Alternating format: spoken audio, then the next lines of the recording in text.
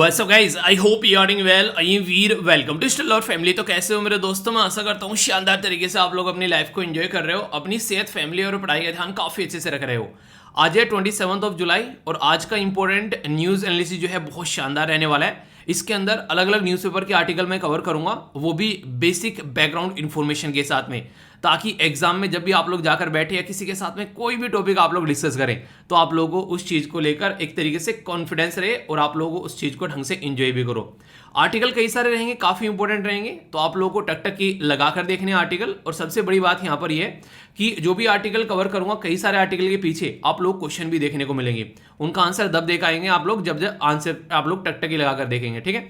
तो अच्छे से आप लोगों को कवर कर रहे हैं। एक छोटी सी बात, जैसे ही वीडियो कंप्लीट होगी आप लोग 1 मिनट के लिए आंखें बंद कर रिकॉल करना कि क्या डिस्कस किया है। इससे लंबे समय तक आप लोग उसको चीजों को याद रख पाओगे। पॉइंट नंबर 2, जो भी आज का प्लान आप लोगों ने बनाया है वो प्लान नीचे कमेंट बॉक्स में जरूर बताना कि आज क्या क्या आप लोग कवर करने वाले हो। और इसी के साथ में कल का डे आप लोगों का कैसा रहा। अगर कल को आप लोगों को मार्क्स देने हो 10 में से कितने नंबर दोगे आप लोगों को अपने कल के डे को? क्या ढंग से यूटिलाइज किया है? अगर नहीं तो ये प्रैक्टिस आज से ही स्टार्ट कर दो। जिंदगी में आप लोगों को ऐसा इंप्रूवमेंट देखने को मिलेगा, आप लोग खुद सरप्राइज हो जाओगे अपनी परफॉर्मेंस को लेकर। पर लेकिन इसके लिए आप लोगों को टाइम देना पड़ेगा, ठीक है? बाकी डिस्कशन में जैसे कि मैं आप लोगों से बात करूंगा, एक काफी इंपॉर्टेंट आर्टिकल है जो कि मैं डिटेल में डिस्कस करूंगा। कई सारे आर्टिकल, एक तो बेल के बारे में मैंने बोला था आप लोगों से, तो वो तो कवर करूंगा ही करूंगा। इसी के साथ में म्यांमार के बारे में यहां पर हम लोग बातें करेंगे। म्यांमार के अंदर अभी कुछ लोगों की डेथ हो गई है, तो 2 आर्टिकल है, एक एडिटोरियल है, टेक्स्ट एंड कॉन्टेक्स्ट है, वो तो आप लोगों से शायद ही कोई पूछेगा। पर म्यांमार और इंडिया के रिलेशन के बारे में आप लोगों से डिटेल में डिस्कस करूंगा, बहुत ही अच्छे से आप लोग चीजों को अंडरस्टैंड कर पाओगे, तो बहुत डिटेल में डिस्कस करेंगे। इसी के साथ में 5G टेक्नोलॉजी से रिलेटेड आर्टिकल आप लोगों को देखने को मिलेगा, तो उसके बारे में आप लोगों से बात करूंगा। इसी के साथ में ऑप्टिकल फाइबर कम्युनिकेशन के बारे में आप लोगों से थोड़ा सा बात करूंगा। नेक्स्ट आप लोगों से बेल के बारे में जो मैंने बोला था आर्टिकल डिस्कस करने के लिए, वो कवर करूंगा। इसी के साथ में आप लोगों से क्वेश्चन भी होंगे जिनको आप लोगों को आंसर देना है, ठीक है? तो इस तरीके से बहुत ही डिटेल में डिस्कस करूंगा। आज के जो एसएलवी कमांडो है यहाँ पर, उनका नाम है निकिता। आप लोग भी यहाँ पर एसएलवी कमांडो बन सकते हैं रेगुलर, अगर आप लोग प्रॉपर में अपने आंसर देते हैं। 5 नई वोकैबुलरी जानने को मिलेगी, इंग्लिश इंप्रूव होगी, आंसर राइटिंग इंप्रूव होगी और स्पीकिंग भी आप लोग की इंप्रूव होगी, अगर इनको आप लोग अच्छे से अटेम्प्ट कर पाओ। इसी के साथ में नेक्स्ट आप लोगों से यहाँ पर बात करूंगा एक काफी इंपॉर्टेंट लोकेशन के बारे में जो कि गुजरात के अंदर में है, जो कि है रानी की वाव। तो उसके बारे में आप लोगों से बात करूंगा, कुछ बेसिक इंफॉर्मेशन आप लोगों को बताऊंगा, तो काफी डिटेल में डिस्कस करेंगे इसके बारे में भी हम, ठीक है? तो डिस्कशन जो है काफी शानदार रहेगा। आप लोगों को बस टकटकी लगाकर डिस्कशन को जो है वो आप लोगों को एंजॉय करना है, और जो क्वेश्चन पूछूंगा फिर उनके आंसर देना, तो कॉन्फिडेंस से आप लोग एक तरीके से भर जाओगे। आज मैं आप लोगों को 2 ऐसे हथियार देने जा रहा हूं, अगर आप लोगों ने अपने पास इनको ढंग से रखा और ढंग से इस्तेमाल किया तो आप लोगों का जिंदगी में कोई कुछ नहीं बिगाड़ पाएगा, और बड़ी से बड़ी प्रॉब्लम भी आप लोग शांति में सोल्व कर निकल जाएंगे। वो क्या है? पहला है साइलेंस और दूसरा है स्माइल। जब ये 2 चीज आप लोगों के पास में होती है ना, आप लोग समझ नहीं सकते इनकी पावर क्या है। जिस दिन आप लोग इनको इंप्लीमेंट करना जान गए ना, आप लोग रियलिटी में बोलोगे कि वाह यार कितने पावरफुल टूल है। और ये ऐसे ऐसे टूल हैं कि कई सारे देशों में जो बड़े बड़े लीडर हैं उन्होंने अपने देश को आज़ाद करा दिया कुछ ऐसे ही टूल यूज कर करके। अगर बात करें साइलेंस और स्माइल के बारे में, तो smile to solve the problem. अगर आप लोगों के सामने कोई दिक्कत है तो आप लोग उसमें अपने आप थोड़ा सा चेहरे पर स्माइल रखिए, ठीक है? टेंशन को थोड़ा सा दूसरे नजरिए से देखिए कि किसी और की जिंदगी में है तो आप लोग इसका सॉल्यूशन कैसे निकालेंगे, और उस टाइम पर अपने मन को शांत रखने की कोशिश कीजिए ताकि प्रॉब्लम और ज्यादा न बढ़े। आप लोगों ने कई बार देखा होगा, कोई काम आप लोग करने बैठते हैं और किसी काम को लेकर आप लोग हड़बड़ा जाते हैं तो वो काम और ज्यादा बिगड़ जाता है। और इसका बहुत ही अच्छा सा उदाहरण है, जब एग्जामिनेशन हॉल में आप लोग जाकर बैठते हैं, उस टाइम पर अगर जरा से भी आप लोग हड़बड़ा गए तो ये समझो कि आते हुए क्वेश्चन भी आप लोग गलत करके आओगे। आप लोगों ने ये चीज एक्सपीरियंस की होगी, एग्जाम देने आप लोग जा रहे हैं, अगर जरा सा थोड़ा सा लेट हो जाए तो आप लोग हड़बड़ाहट में पेपर पढ़ोगे। और कई बार तो ऐसा होता है, जो रियलिटी में मेरे साथ भी हुआ, एक बार पेपर में लेट हो गया था, तो अक्सर में टाइम पर पहुंचता हूं, पर लेकिन कई सारी ऐसी कंडीशन बन जाती है कि अपने हाथ में नहीं होता है, ठीक है? तो उस टाइम सिचुएशन कुछ ऐसी थी कि मेरे हाथ में नहीं थी, वो किसी और रीजन की वजह से मैं लेट हुआ था। तो वहां पर जब एग्जामिनेशन हॉल में बैठा तो मैं थोड़ा सा एक तरीके से, नहीं, इंसान जब होता है कि यार अच्छे से चीज़ों को लेकर चल रहा है, पर लेकिन at the end of the moment जाकर हड़बड़ा जाता है। क्यों? क्योंकि कोई रीजन बन गया उसकी वजह से। तो ऐसा हुआ था कि मैं क्वेश्चन सही अटेम्प्ट कर रहा हूँ, पेपर में सही टिक कर रहा हूँ, पर लेकिन OMR सीट में उसको गलत भर के आ रहा हूँ, ठीक है? तो ऐसी भी चीज़ें आप लोगों को देखने को मिलती हैं। क्वेश्चन सही पढ़ा, सही तरीके से समझा, पर लेकिन ओएमआर शीट में गलत कर दिया। आप में से कितने ऐसे जो एक तरीके से एसएलवी फैमिली मेंबर हैं जिनके साथ में ये प्रॉब्लम देखने को मिली है? सोचो उस टाइम पर अगर दिमाग शांत रहे तो कहीं ना कहीं कई जगह एक तरीके से एक एक नंबर से सिलेक्शन होने से रुक जाते हैं। तो इसलिए मैं कह रहा हूँ कि इतने पावरफुल टूल हैं, इनको जिंदगी में इंप्लीमेंट करो और इनकी पावर समझने की कोशिश करो कि प्रॉब्लम को सोल्व करने में कितनी हेल्प ये आप लोग की कर सकते हैं। एक और इंपॉर्टेंट बात, आखिर मैंने आज एपीजे अब्दुल कलाम सर की कोटेशन क्यों ली, इसके पीछे एक काफ़ी बड़ा रीज़न है। आज क्या डेट है क्या आप लोगों को पता है? आज है 27 जुलाई। और 27 जुलाई अगर आप लोगों को थोड़ा सा याद होगा, एपीजे अब्दुल कलाम सर जी से रिलेटेड है 27 जुलाई। आखिर कैसे? अगर मैं आप लोगों से पूछूं कि आप में से कोई बताना चाहेगा? क्योंकि 27 जुलाई आज ही के दिन 2015 में शिलोंग के अंदर में ये एक पर्टिकुलर कॉलेज के अंदर में एक स्पीच दे रहे थे, तो वहाँ पर ये इनको कुछ प्रॉब्लम हुई और ये वहाँ पर गिर गए और इनकी डेथ हो गई। तो यहाँ पर हमारी कंट्री के 11th प्रेसिडेंट ऑफ इंडिया, जो कि 2002 से लेके 2007 तक देश के जो प्रेसिडेंट रहे और सबसे फेवरेट प्रेसिडेंट आप लोग बोल सकते हैं अब तक बहुत सारे लोगों के, मेरे तो ही हैं, आप लोग बताइए आप लोग के हैं कि नहीं है। तो ये इनके द्वारा सबसे बड़ा जो टारगेट रखा गया था वो था अपनी देश के यूथ को एक तरीके से जागरूक करने का, ठीक है। तो वो मुझे काफ़ी अच्छा लगता है। इनकी कई सारी किताबें मैंने पढ़ी है, जिसमें से ये काफ़ी प्यारी किताब बोल सकते हैं आप लोग, जो कि विंग्स ऑफ फायर। और इसी के साथ में यहाँ पर ये तो काफ़ी इंटरेस्टिंग है, इसको तो जरूर पढ़िएगा। इनके द्वारा अपनी जर्नी शेयर की गई यहाँ पर, अपनी मम्मी के बारे में, पापा के बारे में, अपने घर परिवार के बारे में, अपनी छोटी छोटी सी बातें यहाँ पर बताई गई हैं, जो कि काफ़ी इंटरेस्टिंग लगी जब मैंने पहली बार पढ़ी थी। ये दोनों किताबें अगर आप लोग पढ़ना चाहते हैं तो इनके लिंक मैं वीडियो के नीचे प्रोवाइड करा दूंगा, आप लोग इनको देखना। और मैंने जो किताब बोली थी rich dad and poor dad, वो किताब कई सारे बच्चों ने पढ़ रखी है। मैंने आप लोगों के कमेंट पढ़े तो मैं सरप्राइज था, मुझे लग नहीं रहा था कि इतने सारे बच्चों ने वो किताबें पढ़ी होंगी। अगर वो भी नहीं पढ़ी हैं, वो भी नहीं ली है, तो उनको भी आप लोग लेना। अमेजन पर मिल जाती हैं 200 250 रुपए की किताबें, पर लेकिन जिंदगी में इतना बड़ा चेंज ला के जाएंगे कि आप लोग समझ नहीं सकते, ठीक है। 200-250 रुपए का आप लोग कई बार पिज्जा उड़ा देते हो जरा सी देर में, अगर आप लोग खाते हो, ठीक है। तो मैं वैसे बता रहा हूँ उदाहरण के तौर पर, वैसे पिज्जा खाना नहीं चाहिए, पर लेकिन ये किताबें जिंदगी में अगर आप लोगों के पास में रहेगी तो बहुत कुछ सिखा के जाएंगी। तो इसका भी लिंक प्रोवाइड कराऊंगा, तो आप लोग उसको खरीद सकते हैं अगर आप लोग इंटरेस्टेड है किताबें पढ़ने में। थोड़ा सा टाइम निकाल के इधर उधर जाते हैं तो ये किताबें आप लोग पढ़ सकते हैं, ओके। आज के फ्रंट पेज पर यहाँ पर ये न्यूज़ आप लोगों को देखने को मिलेगी, जिसमें बात की जा रही है फ्री बीज के बारे में। यानी कि फ्री में जो सामान बांटा जाता है यहाँ पर पॉलिटिकल पार्टीज के द्वारा, उसके वायदे किए जाते हैं, क्या ये सही है यहाँ पर? तो इसके खिलाफ यहाँ पर सुप्रीम कोर्ट जो है वो गवर्नमेंट से पूछ रहा है कि भाई साहब आप लोगों का क्या बोलना है इसके बारे में। तो आगे चलकर कई सारे एडिटोरियल भी इसके ऊपर आने वाले हैं। एक आप लोगों को काफी इंटरेस्टिंग एक डिस्कशन आप लोगों के साथ में करूंगा मैं, जिससे कि काफी सारी चीजें आप लोग अंडरस्टैंड कर पाओगे, ठीक है। इसी के साथ में फ्रंट पेज पर यहाँ पर यह आर्टिकल दे रखा है, गुजरात के अंदर जो कि एक ड्राई स्टेट है, दारू मिलती नहीं है, 36 लोगों की जान चली गई यहाँ पर एक तरीके से गलत तरीके की जब दवाई बनाई जाती है। तो उसकी वजह से कई सारे ऐसे इश्यूज आप लोग यहाँ पर देखने को मिलते हैं। तो इनके ऊपर भी आप लोगों से बात करूंगा, काफी डिटेल में चीजों को अंडरस्टैंड कर पाएंगे, ठीक है। तो इसके बारे में भी बात करूंगा, पर आगे बढ़ने से पहले एक छोटा सा आर्टिकल है, आर्टिकल का एक एडिटोरियल है आज का, जो कि आप लोगों को यहाँ पर बताता हूँ, जिससे कि आप लोग चीजों को अंडरस्टैंड कर पाओगे। अभी चल क्या रहा है बेसिकली वेस्ट के अंदर में, आज के डेट में आप लोगों को देखने को मिलेगा वेस्ट एशिया के अंदर में कुछ दिनों पहले जो बाइडेन साहब के द्वारा विजिट किया गया, और ये पिक्चर जो है ये काफी ज्यादा वायरल हुई। रीजन क्या था? जब यहाँ पर रसिया और यूक्रेन की लड़ाई चल रही थी, उस टाइम पर यूएसए जो है वो अपने आप को पुलिसमैन बनाकर बीच में आ गया। उसने सोचा कि अच्छा मौका है, रसिया को तो पकड़ ले। यानी कि जो भी रसिया के दोस्त हैं उनके ऊपर प्रेशर बना, खासकर इंडिया के ऊपर काफी प्रेशर बनाया गया, पर लेकिन ये जो है उस पर्टिकुलर मिशन में अनसक्सेसफुल रहा। रीजन क्या था? ये इंसान सोच रहा था जो बाइडेन कि फिलहाल रसिया के ऊपर पूरा प्रेशर बनाकर एक तरीके से इसको बर्बाद कर देगा और एक इसका कॉम्पिटिटर जो है वो मार्केट से खत्म हो जाएगा, फिर अकेला चाइना बच जाएगा तो उसको देख लेगा आराम से। पर लेकिन ऐसा कुछ हुआ नहीं। इसने बोला कि रसिया से जो भी तेल खरीद रहा है वो तेल खरीदना बंद कर दो। कर देंगे भाई, हम भी कर देंगे, पर लेकिन तू दे देना हमको तेल, अगर तुम तेल दे दोगे तो हम खरीदना बंद कर देंगे। तो इसने बोला ठीक है मैं तुम्हारे लिए तेल का जुगाड़ करूंगा। इसने बोला रसिया से लोग गेहूं खरीदना बंद कर दो। लोगों ने बोला ठीक है कर देंगे भाई जो बाइडेन, तो हमको गेहूं दे दे, हमारे घर में तो वैसे भी भुखमरी छा रखी है कोविड-19 के चलते। इसने बोला ठीक है हम लोग गेहूं भी देंगे तुमको।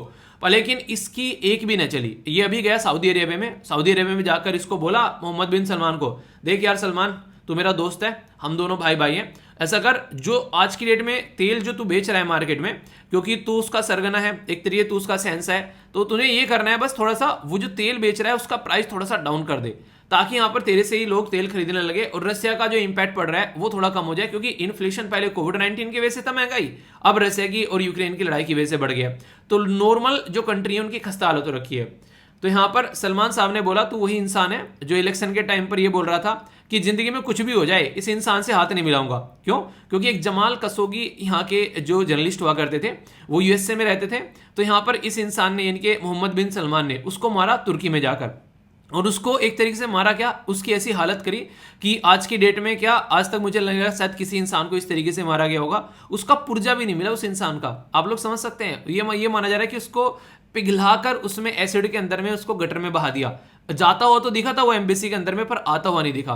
तो इसने बोला क्योंकि इनकी कंट्री का जर्नलिस्ट था वो, हालांकि रहने वाला तो सऊदी अरेबिया का था, पर लेकिन इनकी कंट्री में गया तो उस टाइम पर ताऊ ताऊ में बोल दे कि कभी भी जिंदगी में इस इंसान से नहीं मिलूंगा, और अगर जहां पे भी मौका मिलेगा तो इसको सजा जरूर दी जाएगी उसकी, ठीक है। तो अभी तो वो वाली बात इसको याद आ गई, सलमान को बोला तू वही है ना। तो इसने यहाँ पर इसकी जो भी मांगे थी वो सारी ठुकरा दी।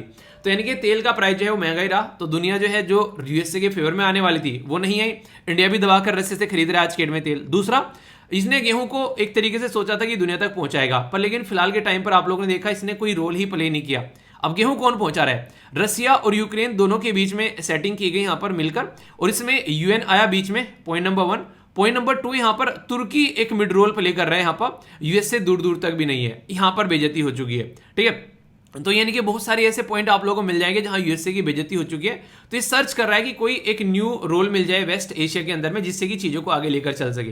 तो ये इसके बारे में यहाँ पर चीजें, ठीक है। आई होप कि आप लोगों के माइंड में इसको लेकर क्लैरिटी आई होगी। ओके, ये काफी शानदार कोटेशन है, और ऐसी कोटेशन आप लोगों से कई बार निबंध के तौर पर भी बन जाती है। ये एथिक्स के अंदर आप लोग इसका इस्तेमाल कर सकते हैं। बोला गया है be truthful, gentle and fearless.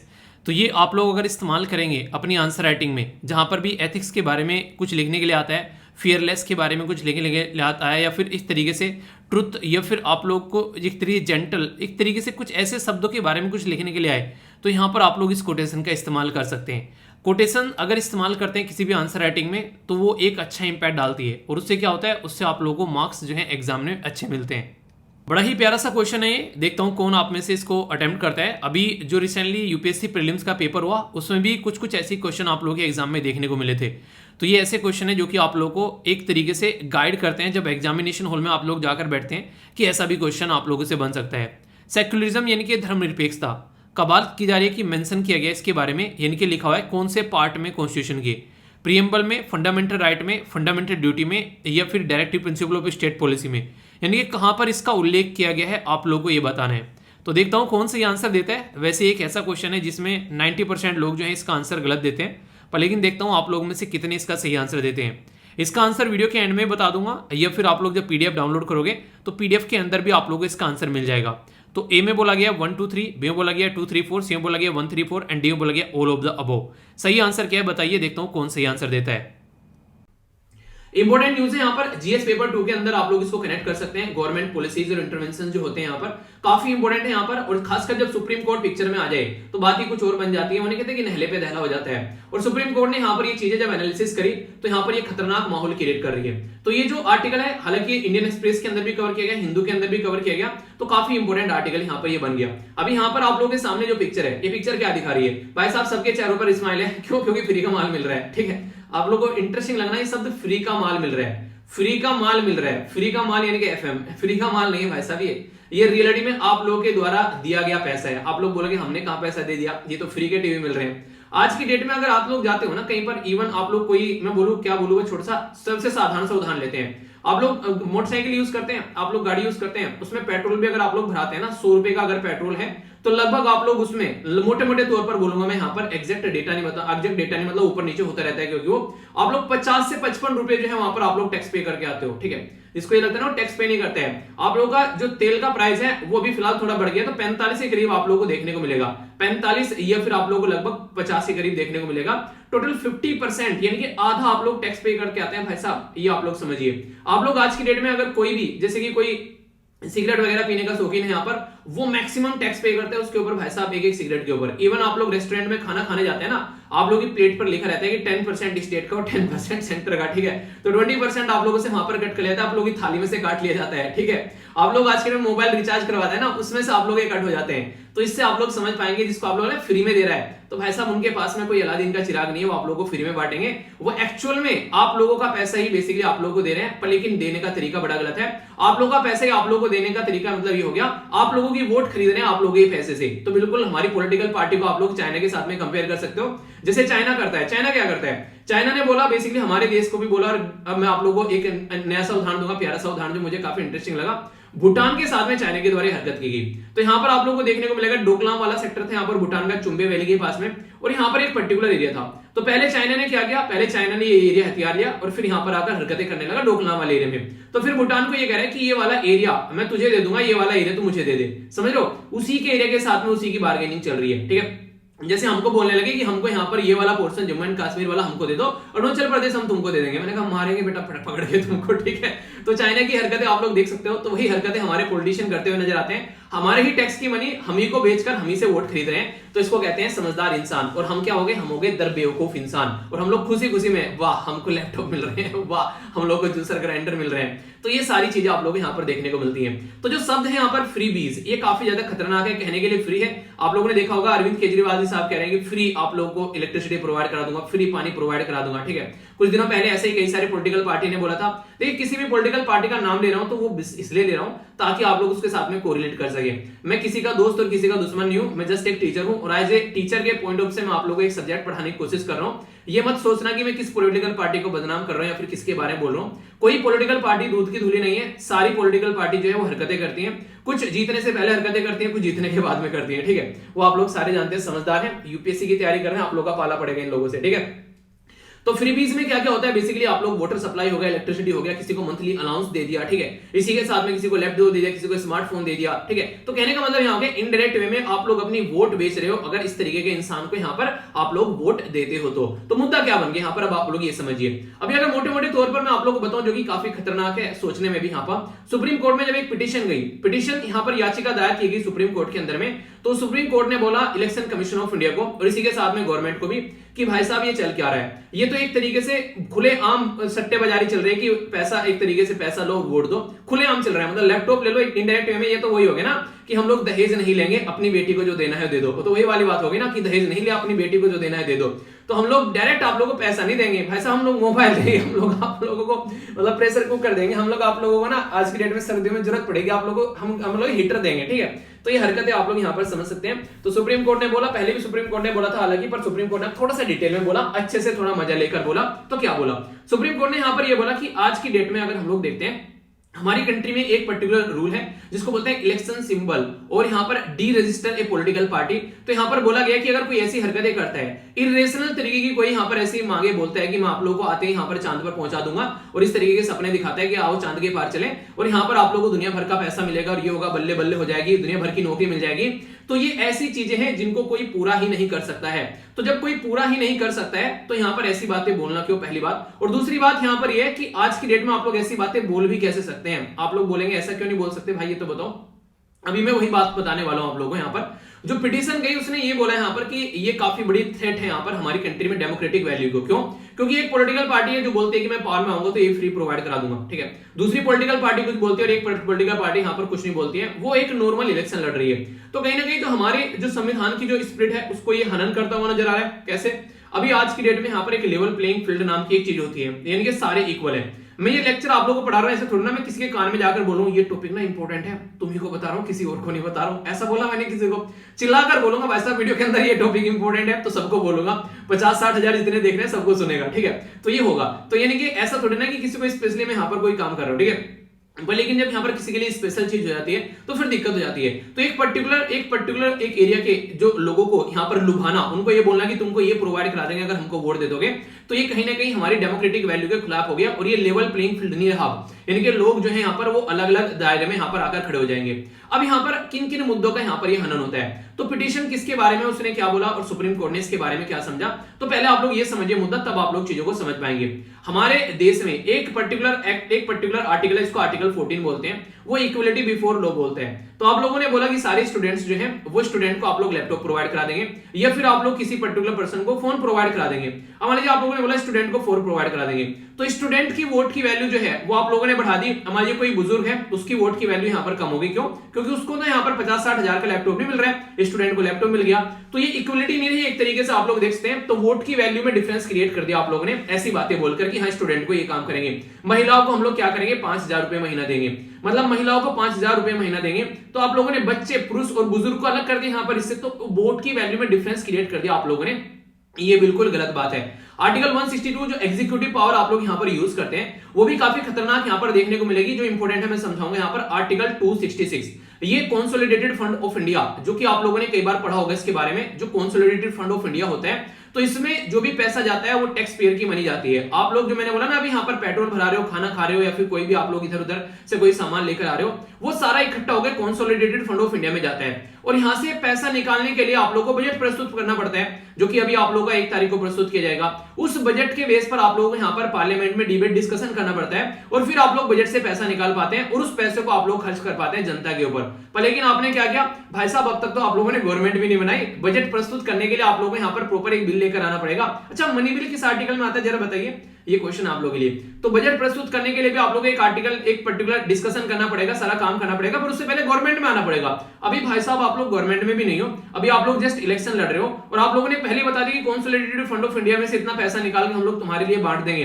तो ये तो बिल्कुल ही अति हो गई ना किसी चीज की, ठीक है। ये तो एक तरीके से गवर्नमेंट ने बिल्कुल एक तरीके से गवर्नमेंट या फिर कोई ऐसी पॉलिटिकल पार्टी जो भी पावर में भी नहीं है, वो एक तरीके से अपने आप ही सारी चीजें मुद्दा लिए बैठा है कि हाँ हम लोग ऐसा कुछ कर देंगे। मतलब वो पूरा ही पार्लियामेंट्री सिस्टम है, स्टेट लेजिस्लेचर का जो सिस्टम है, सबको ही तो आप पर लगा दिया आप लोगों ने। तो कितने हद तक सही है। आर्टिकल 282 के बारे में बात करें, डिस्क्रिशनरी जो ग्रांट होता है उसके बारे में बात करें, तो यहां पर इसका भी आप लोगों ने हनन कर दिया एक तरीके से देखा जाए। तो यहां पर कहीं ना कहीं आप लोग देख रहे हैं कि एक इक्वलिटी जो है वो खत्म कर दिया आप लोगों ने और पूरा एक जो पैटर्न है, एक संविधान के बेस पर जो डेमोक्रेटिक वैल्यू है वो सारी बर्बाद कर डाली आप लोगों ने यहाँ पर फ्री में ये चीजें बांटकर। बहुत गहरी बात है यहाँ पर, आप लोग ऊपर ऊपर से इसको देखकर कई बार निकल जाते हैं, पर रियलिटी में गहराई जाकर समझेंगे तो आप लोगों को चीजें समझ में आ जाएगी। अभी सुप्रीम कोर्ट के बारे में बात करते हैं। तो सुप्रीम कोर्ट भैया समझते हैं सारी बातें, सुप्रीम कोर्ट तो सबके चाचा है। तो सुप्रीम कोर्ट जानते हैं कि कौन कौन कहां पर कितना समझदार क्या क्या बातें बोल रहे हैं, क्योंकि वहां पर जो जज होते हैं मंजे हुए खिलाड़ी होते हैं। तो जज ने बोला, बेसिकली जजों ने बोला कि भाई साहब देखो, यूनियन यानी कि गवर्नमेंट, देखो यार तुम भी खिलाड़ी हम भी खिलाड़ी, ठीक है। तो एक खिलाड़ी दूसरे खिलाड़ी की आंखों में धूल नहीं झोंकेगा। तो भाई साहब एक कानून बनाकर लेकर आओ, अगर कल को कोई ऐसी हरकतें करता है तो उसको कुछ इलाज बांधा जाए। और एक जो यहाँ पर इलेक्शन कमीशन ऑफ इंडिया है उसको भी बोला कि आप लोग जो election symbol reservation and allotment जो ऑर्डर है 1968 का, ये इंपॉर्टेंट है, याद रखिएगा। इसको बोलते हैं इलेक्शन सिंबल रिजर्वेशन, यानी कि जो इलेक्शन सिंबल होता है आप लोगों ने देखा ना, कांग्रेस का हाथ हो गया, बीजेपी का बेसिकली कमल हो गया, आम आदमी की झाड़ू हो गई, ठीक है, इस तरीके से। तो ये सारी चीजें ये सिंबल है बेसिकली। तो इलेक्शन सिंबल यहां पर अलॉट किया था इलेक्शन कमीशन ऑफ इंडिया के द्वारा। अब मुद्दा यहां पर ये बन गया कि कल को चलकर अगर कोई ऐसी हरकतें करता पाया जाता है, आउट ऑफ द बॉक्स जाकर अपनी औकात से बाहर जाकर ऐसी हरकतें करता है, तो भाई साहब उसका सिंबल जो है और उसकी पॉलिटिकल पार्टी जो है उसको डी रजिस्टर कर दो, उनको घर का रास्ता दिखा दो। तो यहां पर बोला गया कि अगर कोई ऐसी कोई भी हरकतें करता है यहाँ पर इस तरीके फ्री में इस तरीके से चीजें दे दूंगा जो कि इरेशनल है बिल्कुल, तो ऐसी चीजें नहीं होनी चाहिए। आप लोगों का क्या रहे इसके बारे में, यस या फिर नो, आप लोग इसके बारे में सोचिए 1 मिनट के लिए और फिर आप लोग अपनी राय बताइए कि आप लोग इसके बारे में क्या सोचते हैं, क्योंकि ये बहुत ही ज्यादा एक खतरनाक चीज हो जाती है। और सबसे बड़ी बात है, कई सारे राज्य में बोलते हैं कि हम लोग क्या कर देंगे, किसानों का लोन माफ कर देंगे। भैया खुश हो गए किसान, वो क्या करते हैं कि हाँ हमारा लोन माफ कर दिया। अब ये नहीं देख रहे कि आप लोगों को प्रॉपर टाइम पे इलेक्ट्रिसिटी मिल रही है, आप लोग जो प्रोडक्ट बेच रहे हैं, अपना जो मेहनत करके खेतों में सामान उगा रहे हैं उसका भाव आप लोगों ने मिल रहा है। अगर आप लोगों को अपना माल जो है वो ले जाकर यहाँ से घर से ले जाकर आप लोगों को बेसिकली मार्केट तक लेकर जाना है, तो सड़क इतनी घटिया है कि उसमें दुनिया भर के गड्ढे हैं, उसमें कई बार आदमी जो है उनकी मरकर जान चली जाती है, ठीक है। तो ये सारी चीजें लोग क्या कहते हैं, फ्री के माल के चक्कर में क्या करते हैं, अपनी जिंदगी बर्बाद करके बैठ जाते हैं, फिर गाना गाते हैं जिंदगी बर्बाद हो गया, हमको पता ही नहीं था ये इंसान ऐसा निकलेगा, हमने सोचा ही नहीं था, ठीक है। तो सारे गाने गाने का कोई मतलब नहीं बनता है फिर। तो कंडीशन क्या बन गई, कंडीशन सीधी सीधी ये बन गई, अगर आप लोग इस तरीके से सोच के चलते हैं कि सर्विस चाहिए भाई साहब, एजुकेशन चाहिए भाई साहब, हेल्थ चाहिए भाई साहब, एम्प्लॉयमेंट चाहिए भाई साहब, नहीं हमको तो पैसा चाहिए, हमारा लोन माफ कर दो, तो वो वाली चीजें क्या होगी, वो एक तरीके से घटिया चीजें होगी यहाँ पर। और पॉलिटिशियन क्या करते हैं, उनको तो फायदा रहता है इस चीज में, कुछ करना ही नहीं है भाई साहब, इनको इन्हीं का पैसा देकर इनकी वोट लेकर मजे हमको करने हैं, तो ये वाली चीज देखने को मिलेगी। तो फ्रीबीज जो क्या है वो एक तो इकोनॉमी पर इतना बर्डन डाल देती है। आज के में आधे से ज्यादा जो बैंक है ना गवर्नमेंट के हिस्से में जो आते हैं वो रोते हैं भाई साहब कि हमारा एनपीए बढ़ गया, एनपीए बढ़कर नहीं बढ़ाया गया, बाकायदा भाई साहब उसके पीछे पूरी साजिश की गई है, ठीक है। तो साजिश के बेस पर पूरी कमर तोड़ी अपनी, बैंक को फेल करने के लिए प्लानिंग नहीं, पूरी साजिश करनी पड़ती है, तब जाकर पूरा बैंक फेल होता है। तो यहाँ पर ये बैंक इसलिए फेल हो रहे हैं आज के डेट में बहुत सारे, फिर बोलते हैं काम नहीं करते हैं, इनको प्राइवेटाइज कर दो। क्यों भाई साहब प्राइवेटाइज वाले, क्या उनको कोई अलादीन का चिराग अगर घिसका चलाएगा, आप ही रहोगे फ्री, वहां से हरकतें होंगी। थोड़ी सी है कि प्राइवेट वाले आपको पता चला मना कर दिया कि भाई साहब हम नहीं देंगे तुमको लोन, ठीक है, तुम तो ना हमारा पैसा बर्बा देते हो।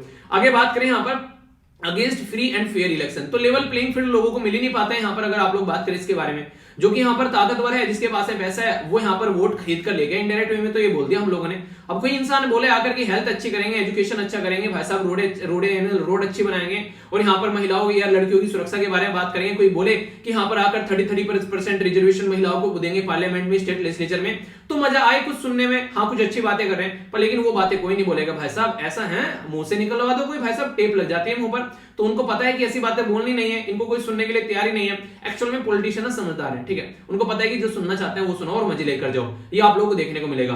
मैं आप लोग कई बार सुना देता हूँ, कई सारे बच्चों को बुरा लग जाता है कि सर कैसी कैसी बातें बोल देते हैं, ठीक है।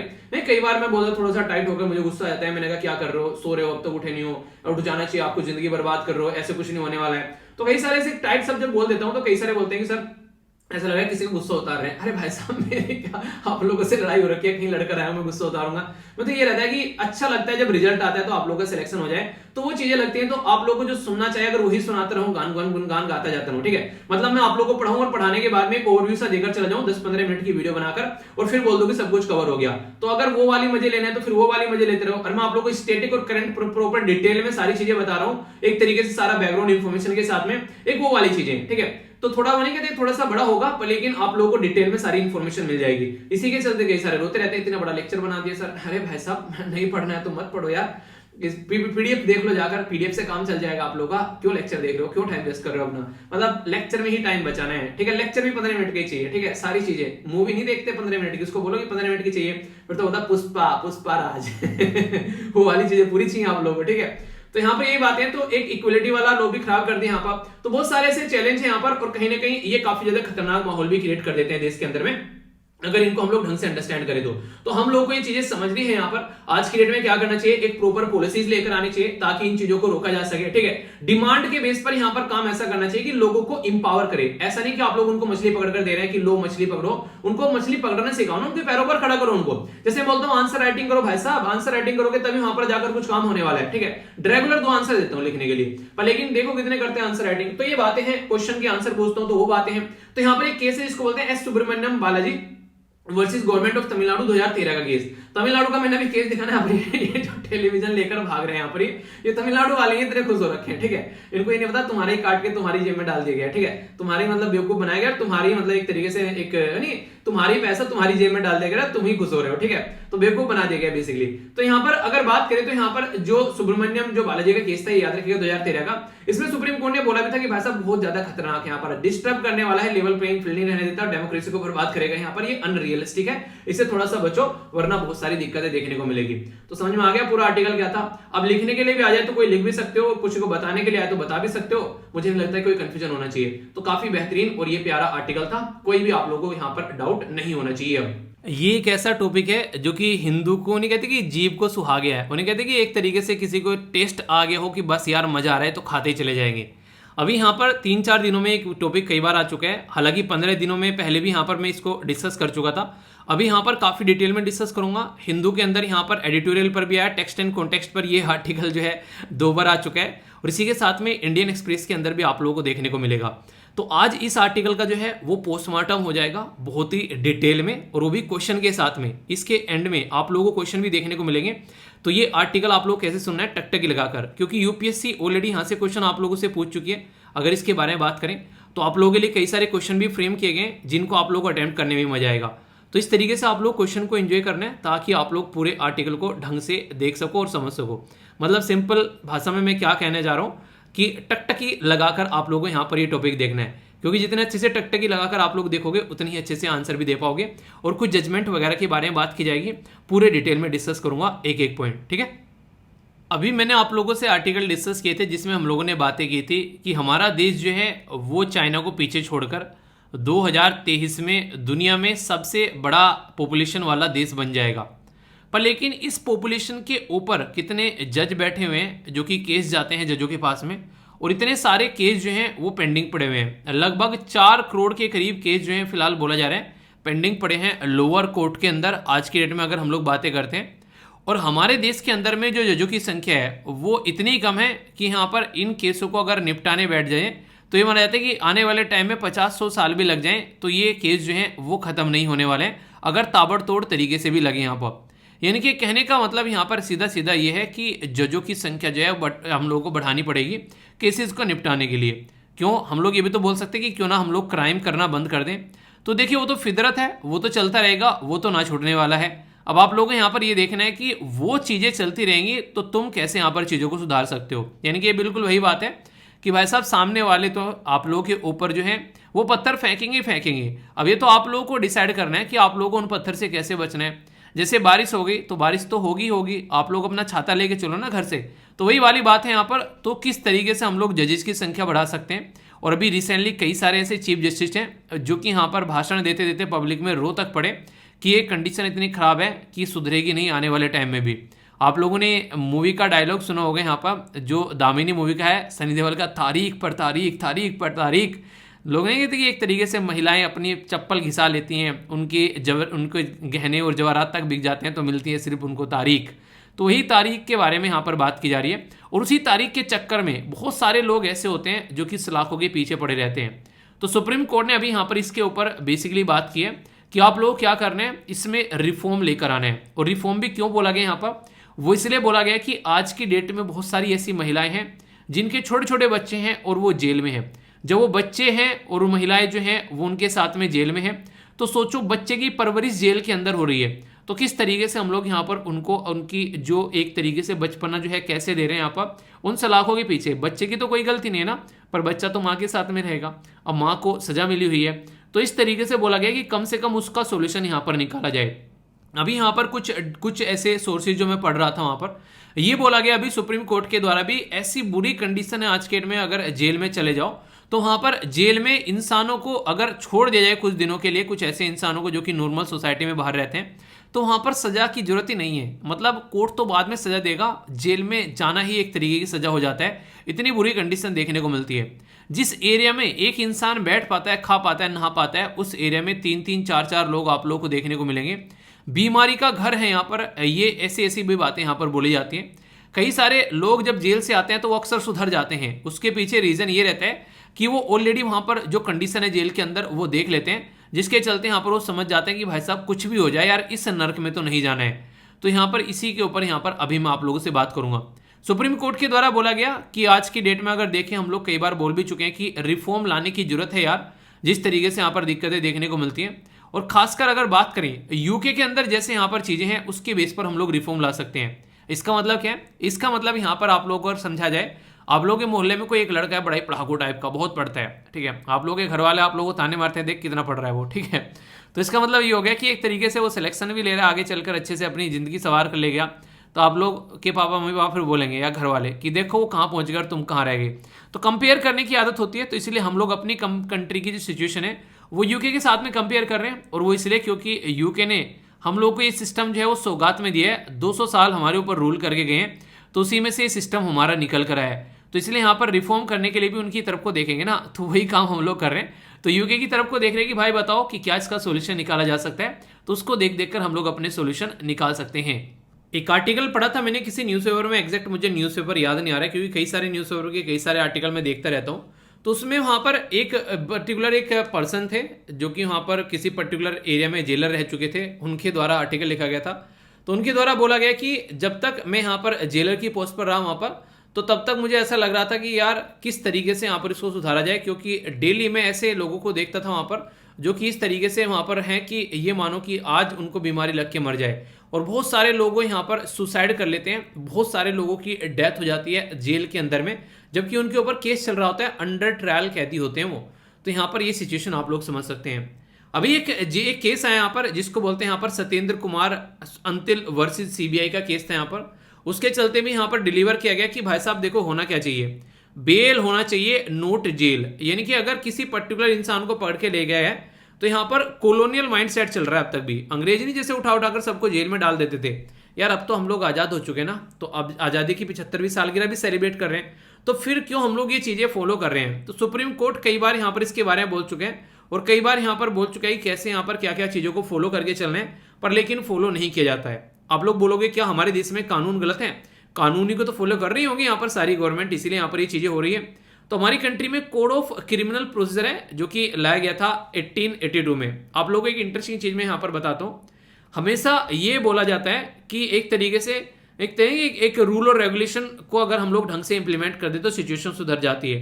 देखो, रूल और रेगुलेशन कोई चीज़ नहीं होती है, चीज़ होती है हमारा माइंडसेट। बोलने वालों के द्वारा ये बोला गया कि कोई भी संविधान अच्छा और बुरा नहीं होता है। मतलब क्या है? मतलब ये कि लोगों के ऊपर डिपेंड करता है वो कैसे इंप्लीमेंट करते हैं। आप लोग खुद सोचो, आप लोग रेड लाइट पर खड़े हुए हैं वहां पर और कोई वहां पर है नहीं आप लोगों को देखने वाला। अब एक इंसान ऐसा है कि जो वहां पर खड़ा है, जब तक कि वो रेड लाइट जो है ग्रीन में कन्वर्ट न हो जाए तब तक वो इंसान जो है अपनी जगह से हिल नहीं रहा है। और एक इंसान ऐसा है कि वो ताबड़तोड़ तरीके से गाड़ी निकाल कर ले जाता है और कोई अगर सामने आए तो उसको ठोकर भी चला गया। अब यहाँ पर किसकी गलती है? यहाँ पर रेड लाइट तो थी यार, बना रखी थी, प्रॉपर सिस्टम भी चल रहा था, पर आप लोगों ने फॉलो ही नहीं किया। तो यही चीजें आप लोगों को देखने को मिलेगी। तो कानून में कोई कमी नहीं होती है अगर मनसा यानी कि इच्छा हो इंप्लीमेंट करने वाले की अच्छी, कि हाँ भाई साहब ये इंप्लीमेंट होना चाहिए, तो कानून कभी भी गलत और सही नहीं होते। ये हम लोगों को देखना होता है कि हम लोग उन कानूनों को कैसे यूटिलाइज कर रहे हैं, और यही सबसे बड़ी प्रॉब्लम निकल कर आती है। तो हम लोग उन रिसोर्सेज को ढंग से यूटिलाइज ही नहीं कर पाते हैं, जिसके चलते यहाँ पर सोल्यूशन निकल सकता है।